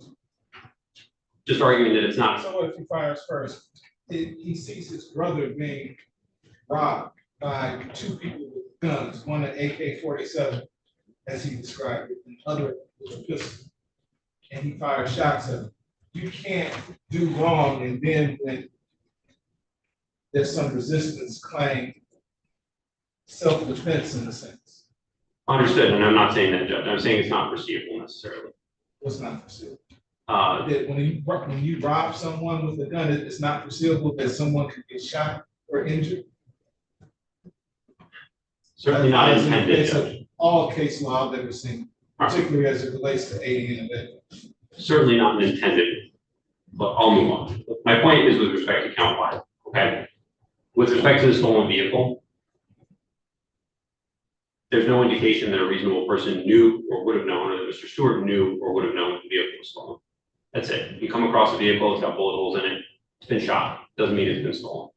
Been no evidence to indicate. I mean, testimony from Detective Mitchell was he talked to the owner. Owner said it was stolen the day before, but that's it. Mr. Stewart admitted to driving the vehicle. I understand the court's very skeptical about the circumstances in which that happened, but at the end of the day, there has to be evidence to indicate a reasonable person would find that it's. Ms. Haydar, as it relates to count 5, how is it that this defendant knew or should have known that their vehicle was stolen? Judge, it's the people's position that this defendant was driving that vehicle throughout the course of both incidents with his former co-defendants, or just the one co-defendant at this point. And that there is circumstantial evidence to believe that this defendant. But what evidence is there to establish that this vehicle was stolen? I don't have any information as to whether there was a key or the ignition was punched, there was any broken windows, any broken door locks, nothing. The only evidence as to the theft of the vehicle comes from the officer in charge's testimony at the time of the first preliminary examination, where he says that the vehicle was reported as having been stolen the day prior on May 5th. And that's it. There is no testimony in the prior exam transcript as it relates to the condition of the vehicle, or whether or not there was kind of any evidence of a forced entry or breaking into that vehicle necessarily. Just that the vehicle was reported as having been stolen the day One of prior. the elements that has to be met is that the defendant knew or should have known the vehicle was stolen. I don't have anything by way of direct or circumstantial evidence that this defendant knew or should have known that the vehicle was stolen, even though it was in fact stolen. How do we know, or what are the circumstances that this defendant knew or should have known?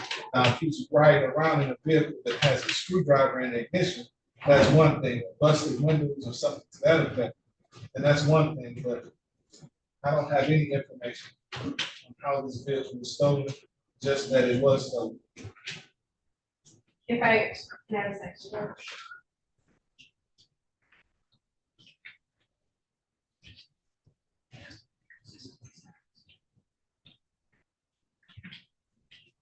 Okay, Judge. Well, at this point, we haven't provided any additional testimony as it relates to the fact that, or the defendant's knowledge that the vehicle was in fact stolen at the time that he possessed it. And we are relying on the exam transcript. So with that, I'll leave that there. I mean, it's the people's position that there's circumstantial evidence to believe that the defendant had this knowledge based on him possessing that vehicle and driving around during the course of that day at the time of the incident, and the fact that it was just stolen the day prior. But if I can move on and address the other arguments that defense counsel. Okay. Okay, so as it relates to counts 1 and 2 for the first incident with Aaron Foster and Mr. Walker, we have testimony that Mr. Walker he identifies the vehicle. He says that there were 3 people inside of this car, that 2 got out the back, that the driver stayed inside. There is no direct evidence that from this incident where anybody can point and say Mr. Stewart was the driver. That's fine, but there's circumstantial evidence to support that Mr. Stewart was the driver based on the timing of the incident. That's consistent with the time that everyone ends up simultaneously arriving at the hospital or within a short period of each other. And the fact that Mr. Foster's stolen items are sitting in the back of the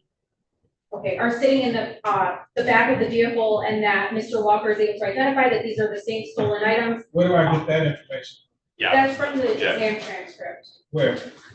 In the officer in charge's testimony. Give me page and number. Okay, 1 second.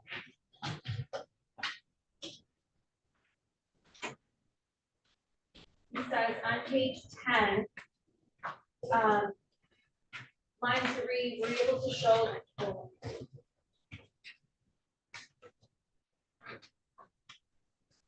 Sorry, it actually starts on page 8. From line 4 on page 8 all the way through page 10, actually. The prosecutor at the time asked, when you got assigned to the case, what were some of the items that were taken in this case? Do you know what were taken? The officer says, well, there were several items taken. Can you be more specific? Line 10, the items were photographed later on, clothing. Answer is, I don't know what you're talking about. At the time the question was, were those items taken from any witnesses in this case? The officer says yes. He asked about what the items were. The officer says they were a belt and some shoes. The officer indicated that they were photographed, that they were shown to Mr. Walker. And that on page 10, Mr. Walker ultimately identified those items as having been taken from the fatal victim in the case. Okay, so we know that some items were taken, but we know anything about where they were recovered from?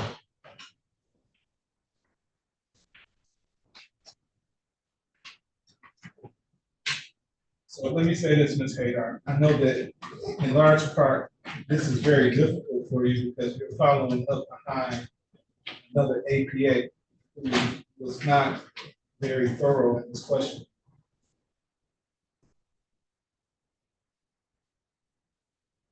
Okay, one second, if I could refer to Mr. Walker's testimony, just to double check.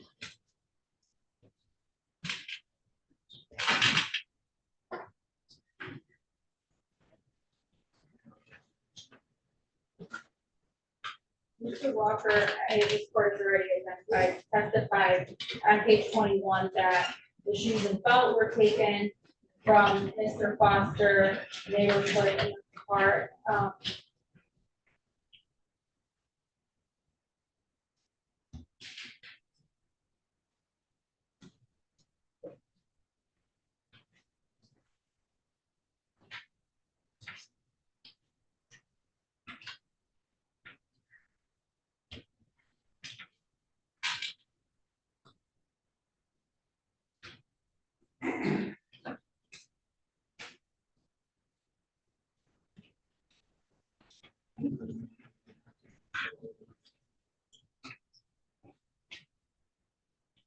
Okay.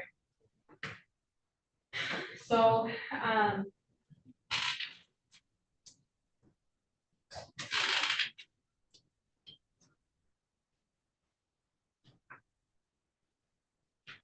Mr. Walker is consistent that he saw a dark colored Intrepid, that items were stolen from Mr. Foster.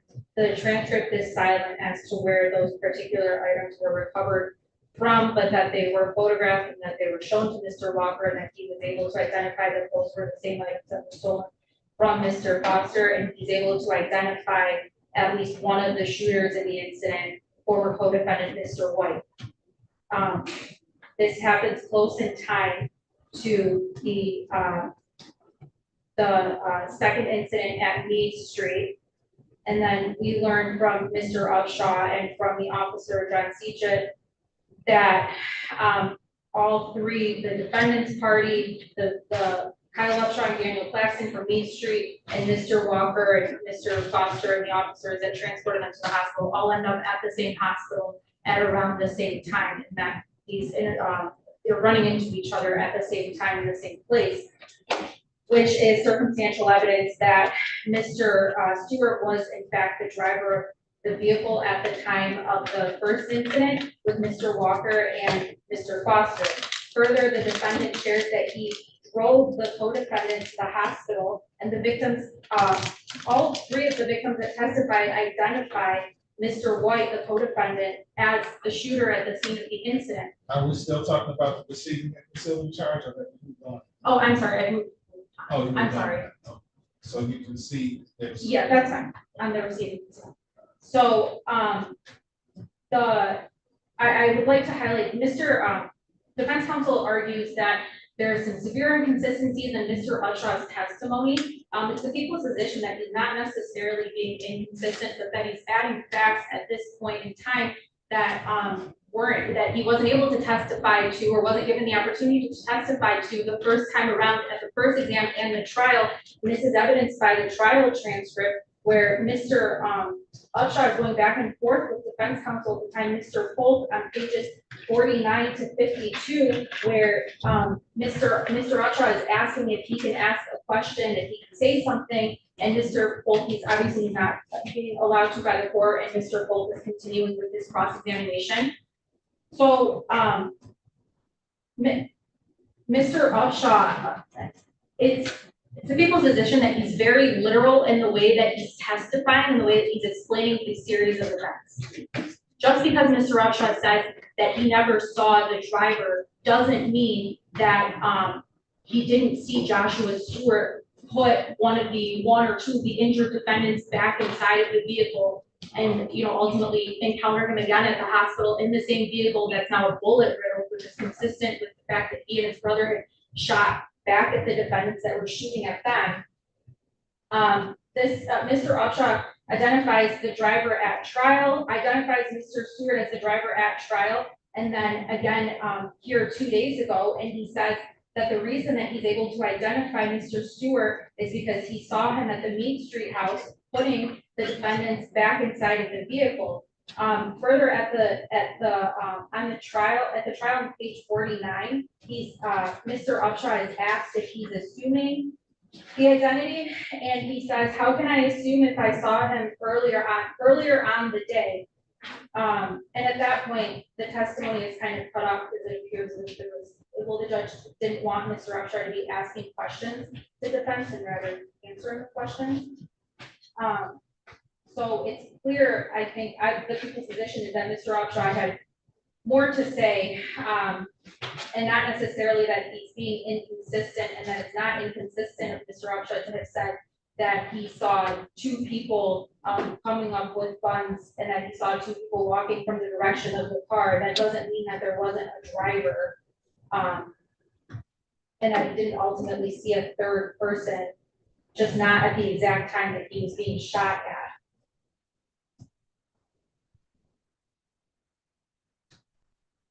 So,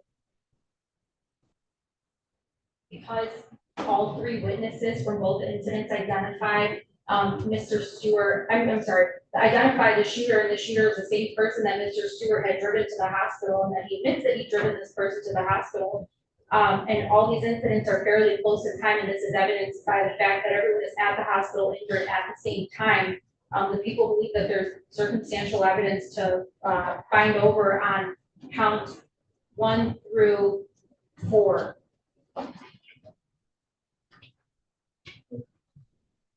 All right. So the court has before it a case that is very circumstantial. And I think all will agree that the defendant that I have before me today is not one of the shooters.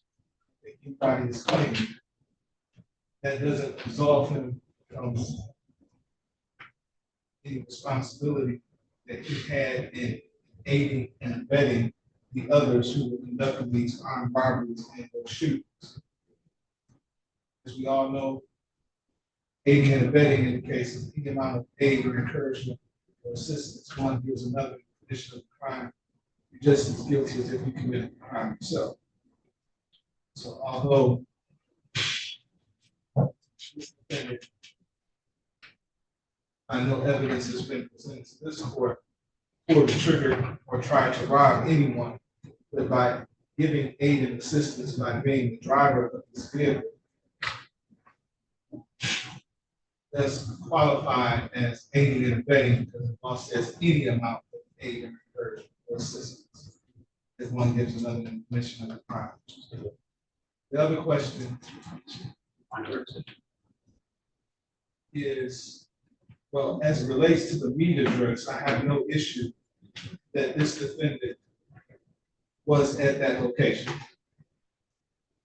Tells us that himself in the statement that he gave to the police officer at the hospital.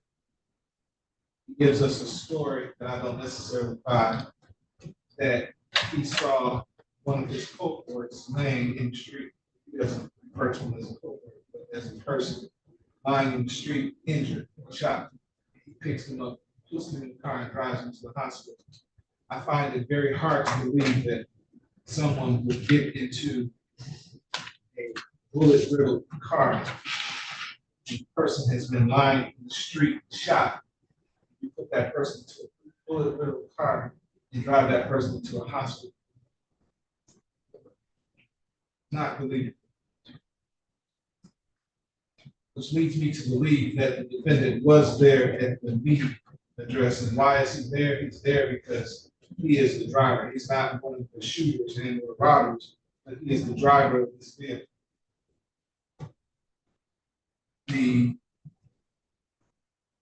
Mr. Upshaw, I didn't find that his testimony was inherently incredible. He appeared to this court to be making an honest effort to tell the truth. I think, as indicated to counsel, when his entire testimony was fleshed out, I think that he assumed that this defendant was at the meeting location because he showed up at the hospital with one of the shooters.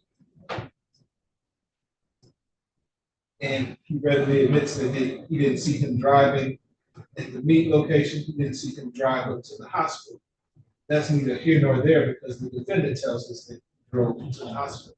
So we do know he was driving the vehicle. There was shoes and a belt that was taken from the complainants at the Packard address, Savage and Packard location. And based on the testimony that I read in the transcript, those items were placed in this darkened truck. Now, it was later identified by witnesses as being items that were taken from them. We don't know where those items were recovered from. We don't even know when those items were recovered.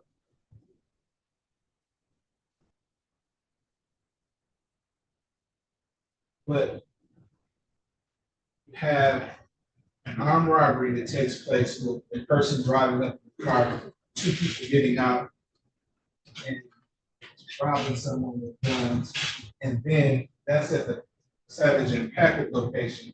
And then the same exact thing happening at me, except for one of the plaintiffs starts shooting at the defendant, at the other co-defendants, start shooting at. I would have to believe that this is a mere coincidence and not a plan or scheme or modus operandi of what these guys were doing on this particular day. It wasn't days later, it wasn't weeks later, it was the same day that this kind of behavior is going on. Guys riding up on people in the car, jumping out with guns and robbing people. And that was what was attempted at the meet location as well. But those folks were armed as well and started shooting. It doesn't matter that they shot first, but not for them trying to rob them. And they wouldn't have shot at them in the first place. So the circumstantial evidence doesn't necessarily mean that it's bad evidence. The court is satisfied that people have met their burden of probable cause as it relates to count 1 armed robbery, count 2 armed robbery, the assault with intent to do great bodily harm, less than murder by strangulation, the natural and probable consequences of robbing someone with a weapon is that someone could be shot. Aiding and abetting applies here as well. The court is satisfied that the burden of probable cause as it relates to assault with intent to do great bodily harm, less than murder by strangulation. That's the count 4 armed robbery of Kyle Upshaw. And that was what took place at the meet location. The court is satisfied that because of the close proximity of what took place and not buying the defendant's story as to why he was driving this vehicle, the court is satisfied that people met their burden of probable cause as it relates to count 4 armed robbery. Seeking and concealing stolen property is a different animal in that I have no idea of the circumstances surrounding the stolen vehicle. All I know is that it was stolen. I don't know any information as to whether the key was punctured or if there was a key, if there was any broken locks or broken windows or anything like that that would let a defendant know that this vehicle was stolen or that he should have known that the vehicle was stolen. This record is bare of that in the trial transcript, preliminary exam transcript, and the hearing that was held before this court on June 11th. There's nothing on this record that indicates this witness, this defendant knew or should have known that that vehicle was stolen. So the court will dismiss count 5 with insufficient evidence. Count 6, felony firearm. People have to show that the defendant aided and abetted in possession of the firearm. There's nothing in this record that indicates that aided and abetted possession of the firearm, perpetration of an enumerated felony. So the court will dismiss count 6 with insufficient evidence. So the court is binding over on counts 1 and 4, finding that those charges were committed in the city of Detroit. The court finding probable cause that they were committed in the city of Detroit. Then it will be bound over to Wayne County Third Circuit Court Criminal Division for the proceedings. His arraignment on the information date and time will be June 20th, 2024 at 9:00 a.m. Thank you. I need dismissals as the counts 5 and 6. I will fill that out, Your Honor. Would the court, again, I don't want an upward adjustment of Mr. Stewart's bond. Would the court entertain considering a bond modification with respect to the amount and the type of bond as far as it being cash? What's this current bond? I believe it's $500,000 cash, if I'm not mistaken. It may be cash surety. I'm not 100% sure on that. Well, let me say this. This defendant has already been gifted, as he very well should be standing for this court charged with felony murder, based on information, my remembrance of first time his preliminary examination came before the court. I think he received the benefit of the skill or lack thereof of the prosecuting attorney and the skill of the attorney that he did have. He's fortunate to have you as well. So he's been blessed in the counsel that he's been receiving thus far. I'm not inclined to reduce the bond this time, whatever the bond is. So bond will be continued. I will refer to pretrial service. He's on a remand. He's on a remand. I think that bond was addressed by Judge Nicholas Hathaway at the circuit court at some prior date, and it was modified, I believe, from remand. It was, so I don't know what his bond originally was in the case, but I do know is that he's being held in FDOC on a separate charge. He finished serving that on June 10th or June 9th this year, so earlier this week. And now I believe the bond is, I have to double check, I think it's a $200,000 cash bond, and that's what it was changed to on the day that this case was remanded back to this court. That would have been on May 9th. There was a DSU at the time. We had a full bond argument. If this court would like me to make the same bond argument again, I can. It's not necessary. I'm going to continue. Okay. It's not even necessary to refer to pretrial services since they've already been. And that Judge Hathaway reduced it to 200,000 cash surety. That sounds like a reasonable bond in light of the fact that he's no longer charged with homicide. Understood. Bond continue. Thank you. Yes.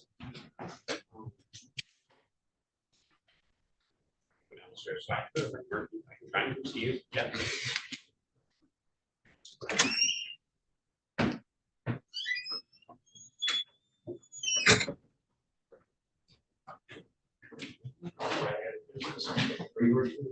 Yeah, I don't regularly sign it. I don't usually think so. I will file the amended by next week. Okay. Yeah, I'm sure I'm getting screwed out as well. Look through the. May I approach the clerk, Your Honor, with the dismissal order? Yes, sir. Thank you.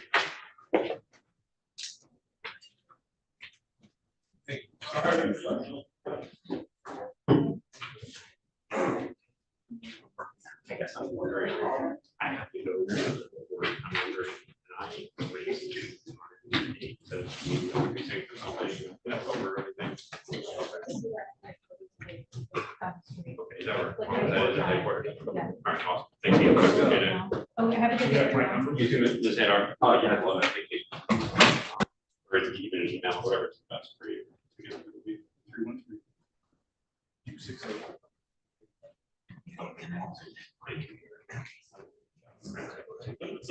You said that told me helpful. you started filing. Okay. If it's before that. Yeah, sure. Awesome. Thank you. Thanks, guys.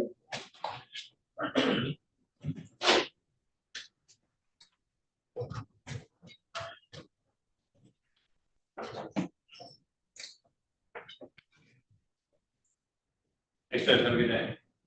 Thank you, you too.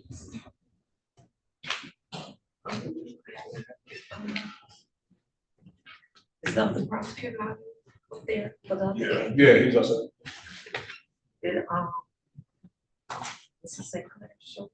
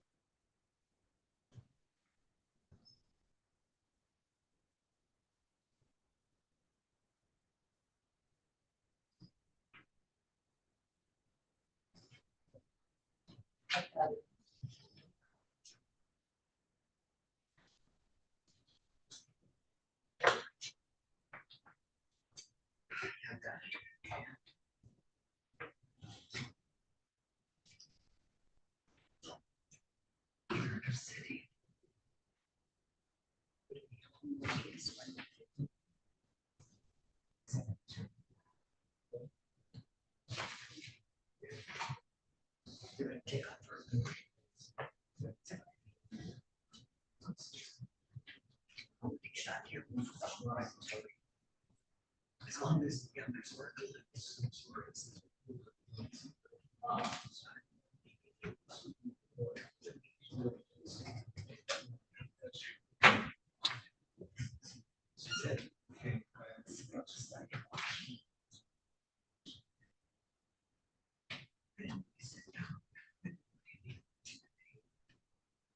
Yeah. Because I think it would get to get done. Yeah, this little, I know, I'm recently noticed this goes. Is this smell yours? Did you open it?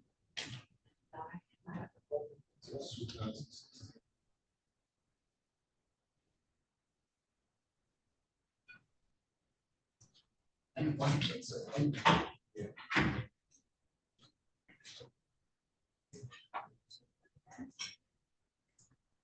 No.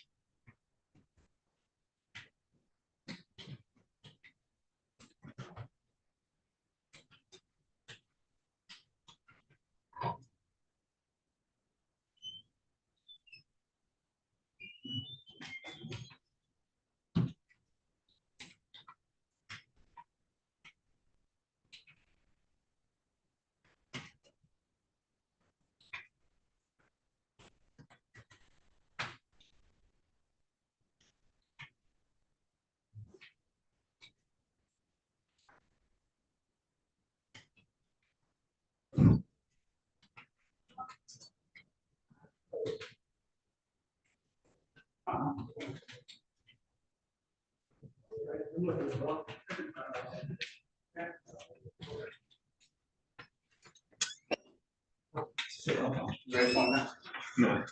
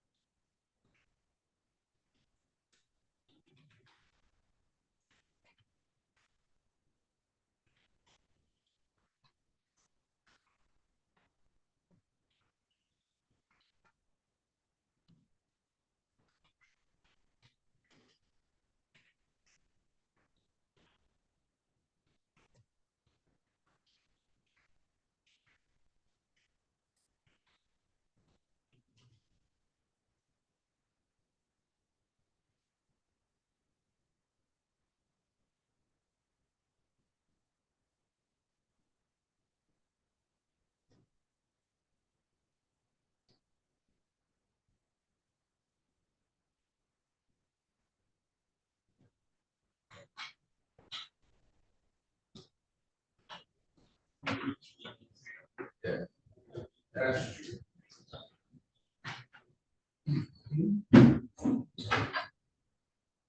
Mr. Sinclair. Hey, Judge, how are you? All right, I'm happy to see you. I'm happy to see I you. was worried for a minute. I didn't think you was gonna be here. I was getting some rumors floating around talking about you wasn't gonna be here. You were stranded in Oakland County. Uh-oh, I was stranded for like, maybe a couple hours this morning. Well, I wasn't stranded, I was just in court.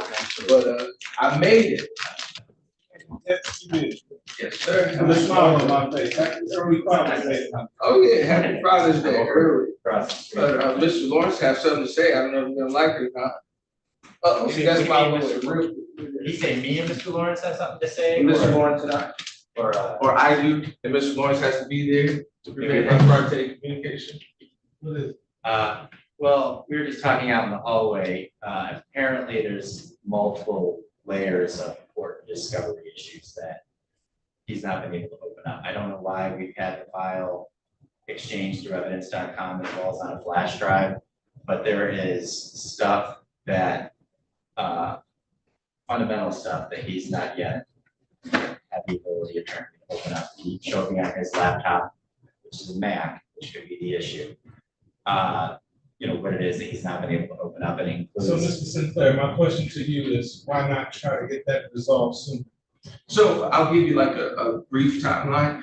Between the time that we were here on Zoom initially and we discussed the discovery issue, I provided the flash drive, I believe it was that next day, which would have been on Thursday or Friday. That's when I got to the prosecutor's office. I was told on, today's Thursday, so I was told on Tuesday it was available for pickup. I went to pick it up on Tuesday, was not available. I went back Wednesday, which would have been yesterday, to pick it up. And I got it yesterday, probably like late morning. So there were only a few key things that I was looking for. I think I named like 3 things that I was looking for in order to like skeletally proceed to exam. One was the video of what I understood to be the offender, you know, going into location, doing what they did. One was the photo lineup that the witness saw. One was a video of the interview that was conducted of Kadeja McGlothlin, I believe is the pronunciation of the name. So I got 1 out of 3 of those things. I was also looking. Which one did you get? I got the video of the offender, the accused person going into location, you know, whatever has to So you do. need the photo lineup, this interview of Deja. That, yes, sir, that's what I initially asked for. And because I assumed that the balance of the paper discovery would be in the discovery that I received, but it's not. I haven't been able to access that. So I have an investigator's report and I have this video of the accused person enter a location and come out. But I think I need more than an investigator's report to conduct a preliminary examination on a double homicide case. It's 1 eyewitness and 1 police officer. However, the 1 eyewitness that we were presenting, that's what he's talking about. He hasn't That's seen. Deja. No, No, it's I don't know. I don't know his name. Surviving victim. I don't have Brion Burke. I don't have a police report with any of his statements or anything like that. Is there any reason why we can't get that to him? The police reports that I have got printed from my binder, I could certainly give to him right now. What he's talking about is the eyewitness was interviewed at the hospital where he did a photo lineup, and then he was interviewed afterwards as well. How long are those interviews? Not long, probably like 10 minutes at the hospital, 15 minutes at the second interview. And there's no written statement associated with it. It's just those two interviews. And so what he's talking about is, Mr. Sinclair, that is the lack of having seen those interviews and that photo lineup, and also So not you having get the photo lineup till now too, right? Yes. So I need the photo lineup, the interview of Khadijah McClendon, and paper discovery for the file. Because I don't even have a concept of how many pages paper discovery is at this point. Because all I have is the 25-page investigator's report. I will say that I don't think that she's not a witness that we would be using at the examination, or I don't think it's anybody that would be relevant to the examination, just as it relates to that video. I don't think that's important. What's important is the two videos associated with the person who we are going to put on the stand, and then the paperwork. Okay, so why don't we do that, give him that information? We share whatever it is that you have, and let's come back at 1:30. I don't know how much, if it's like those short videos, maybe that's not that big of a challenge, but I don't know how much. 10 minutes. Yeah, but I don't know how much paper discovery there is, so I can't jump up and down, How much either paper way. discovery are we talking about? What do you think is by paper discovery, we're including, all the police reports, any witness statements put the paper, evidence reports? So there's at least probably 7 or 8 MSP reports, and then. Just broadly speaking, is it? Yeah. Hundreds of pages, you think? I don't think hundreds, probably over 100, yeah. So. You don't have to have. It's 12 o'clock, I'm good, I'm not that to watch videos and read 100 pages. And Thank you. We will get that to you right now. At least a couple hours, and I have to talk about it with 2 o'clock? minus the time it takes to get it to me. 3 o'clock? 4? No, not 4. So I gotta let these people go home sometime. Okay, let me look at something.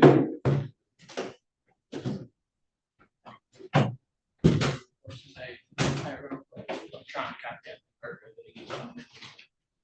And we have the BK.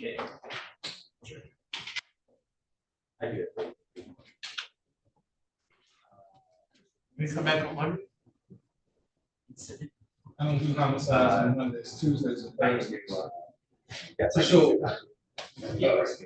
I had a trial canceled, so next week is pretty free. So could we do a date next week?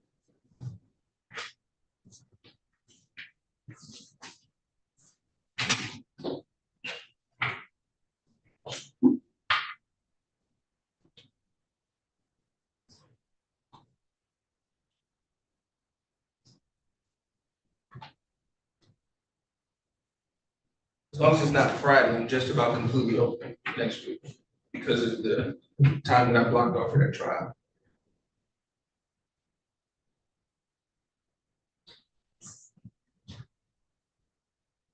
I could probably do Thursday at 10 o'clock. Oh, I can do that. Yeah, the 20th you're talking about? Yes. That's fine. Is that fine with you, Detective? Thursday at 10 o'clock? Is that gonna work as far as picking the witness up, being able to be here by 10? It should be. Can we put this on the record? Yes, sir. Are you gonna waive your client's appearance? 'Cause I don't see him. He's in custody, so is he not right there? Right. It's gonna take some time to call him up. I mean, I'll wait and I'll go talk to him. Oh, he's in there? Oh, I didn't know he was in there. Okay. Calling case 24-57246, people of the state of Michigan versus Gabriel, Keyshawn, DeJuan, Tyler. Finished charged in count 1, homicide, murder, first degree premeditated. Count 2, homicide, murder, first degree premeditated. Count 3, assault with intent to murder. Count 4, weapons, firearms, possession by felon. Count 5, felony firearms, second offense notice. Count 6, felony firearms, second offense notice. Count 7, felony firearms, second offense notice. Count 8, felony firearms, second offense notice. Defendant has a habitual offender, fourth offense notice. Appearances for the record. Good morning, Judge. William Lawrence, P70481 for the people. Hey, good morning, Judge. I'm Christopher Sinclair, P80512, appearing with on behalf of Mr. Toler, Mr. President, standing to my left. All right, so for the purposes of the record, we had some off the record discussion regarding going forward in this matter. My understanding is that Mr. Sinclair has not received complete discovery, let alone hardly any discovery. It's going to take him to go through the paper discovery. The digital discovery doesn't seem to be too voluminous. But in fairness to him, I'm going to give him an opportunity to review that discovery and review that discovery with his client before we move forward. The agreed upon date that we have is June 20th at 10 o'clock for the adjourned examination. And that day works for both of you? Yeah. Yes, sir. All right, I'll see you June 20th at 10 o'clock. All right, thank you so much for that. Thank you. Okay. Absolutely. Yeah. Thank you very much. Nice to meet you.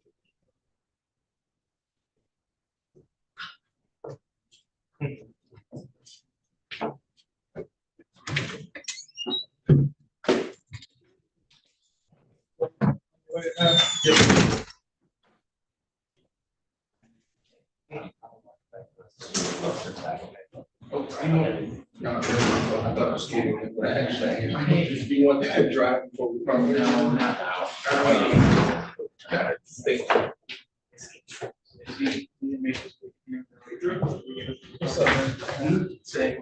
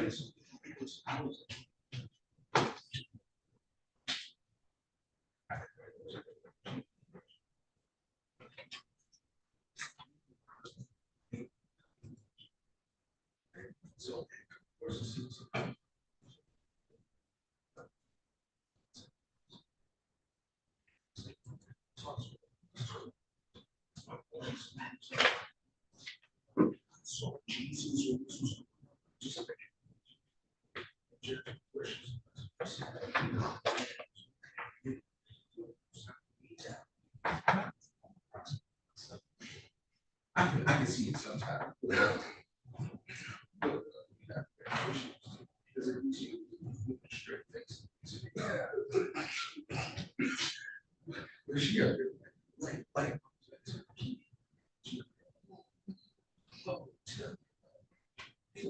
So, of course, I'm writing notes and I'm trying to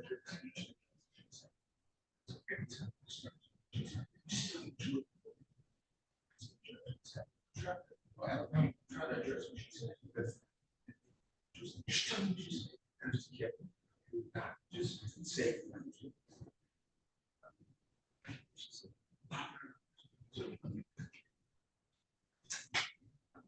But I'm going out.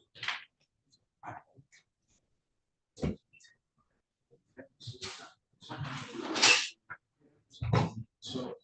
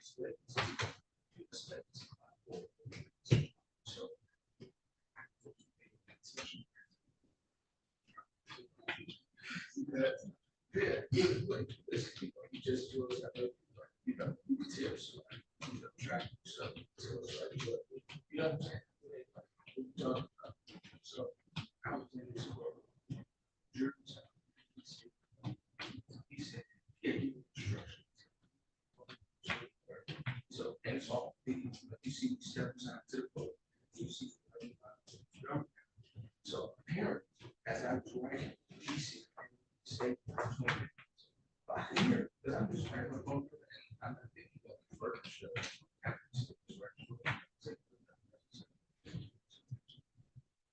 Right, right, so I knew speaking up to the furniture, and yeah, she could be like, so she.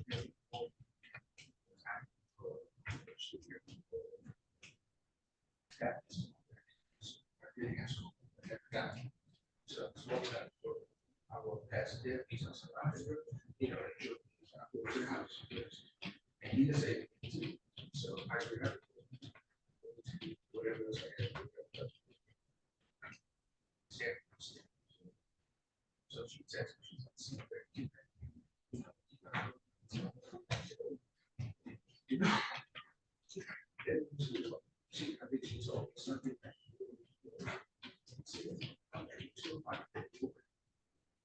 I said, so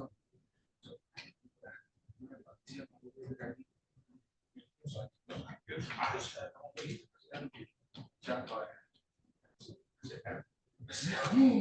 It was so terrible. Never on time.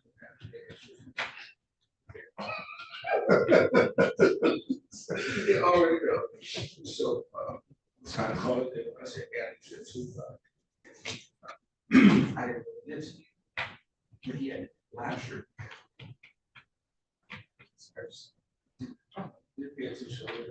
So I did screen for this section.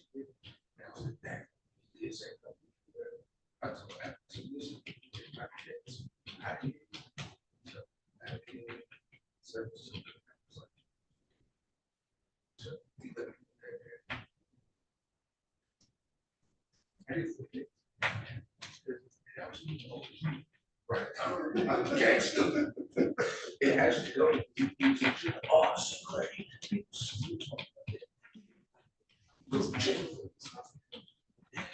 That was it.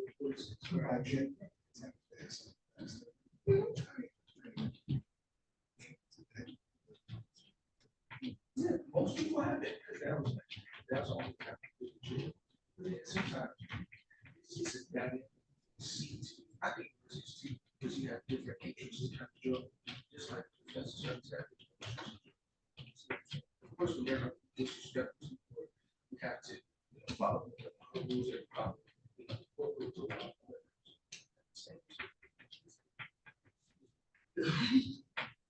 The person sitting next to you.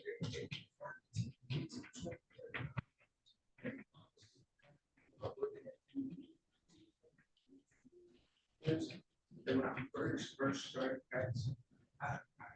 didn't speak up too much. Until I thought so, have I found the exact proper balance? I'm not sure. But you can hear me.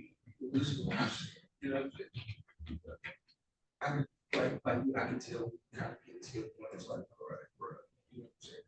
Because I think judges understand some of them before. Excellent.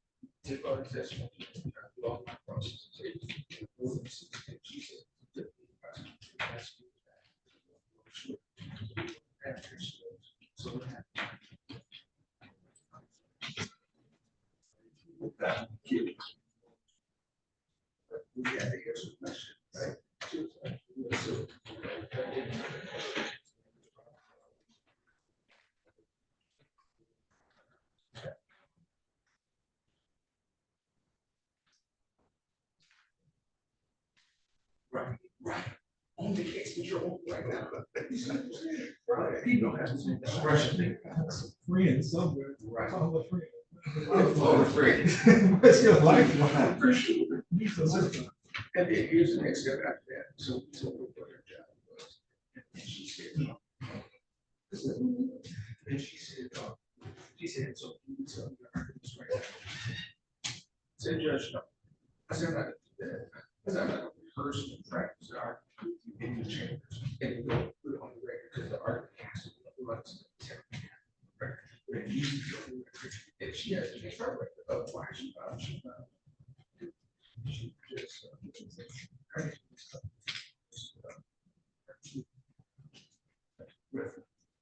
this she's been out there for a while, just coding. First, you know, she's got she's a drive.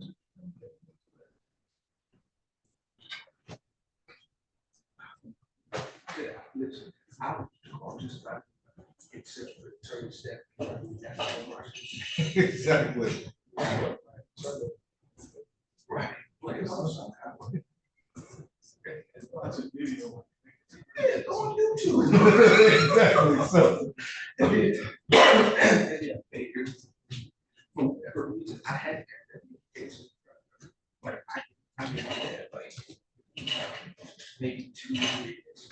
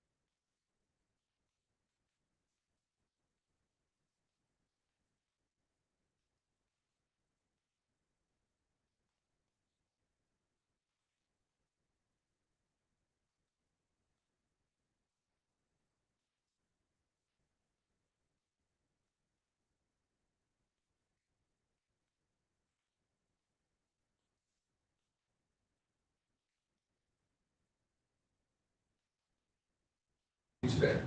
You all right? Yeah. Well, folks, I forgot to tell you, that concludes the docket for today. Hope to see you tomorrow, same bad station, same bad time. Have a good day.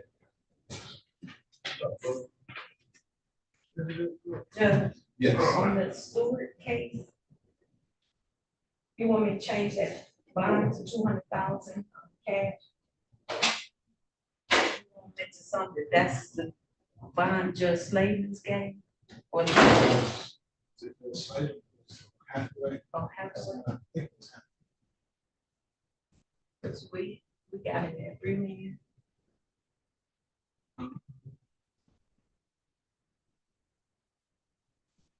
I said, bond continues to will be as it is.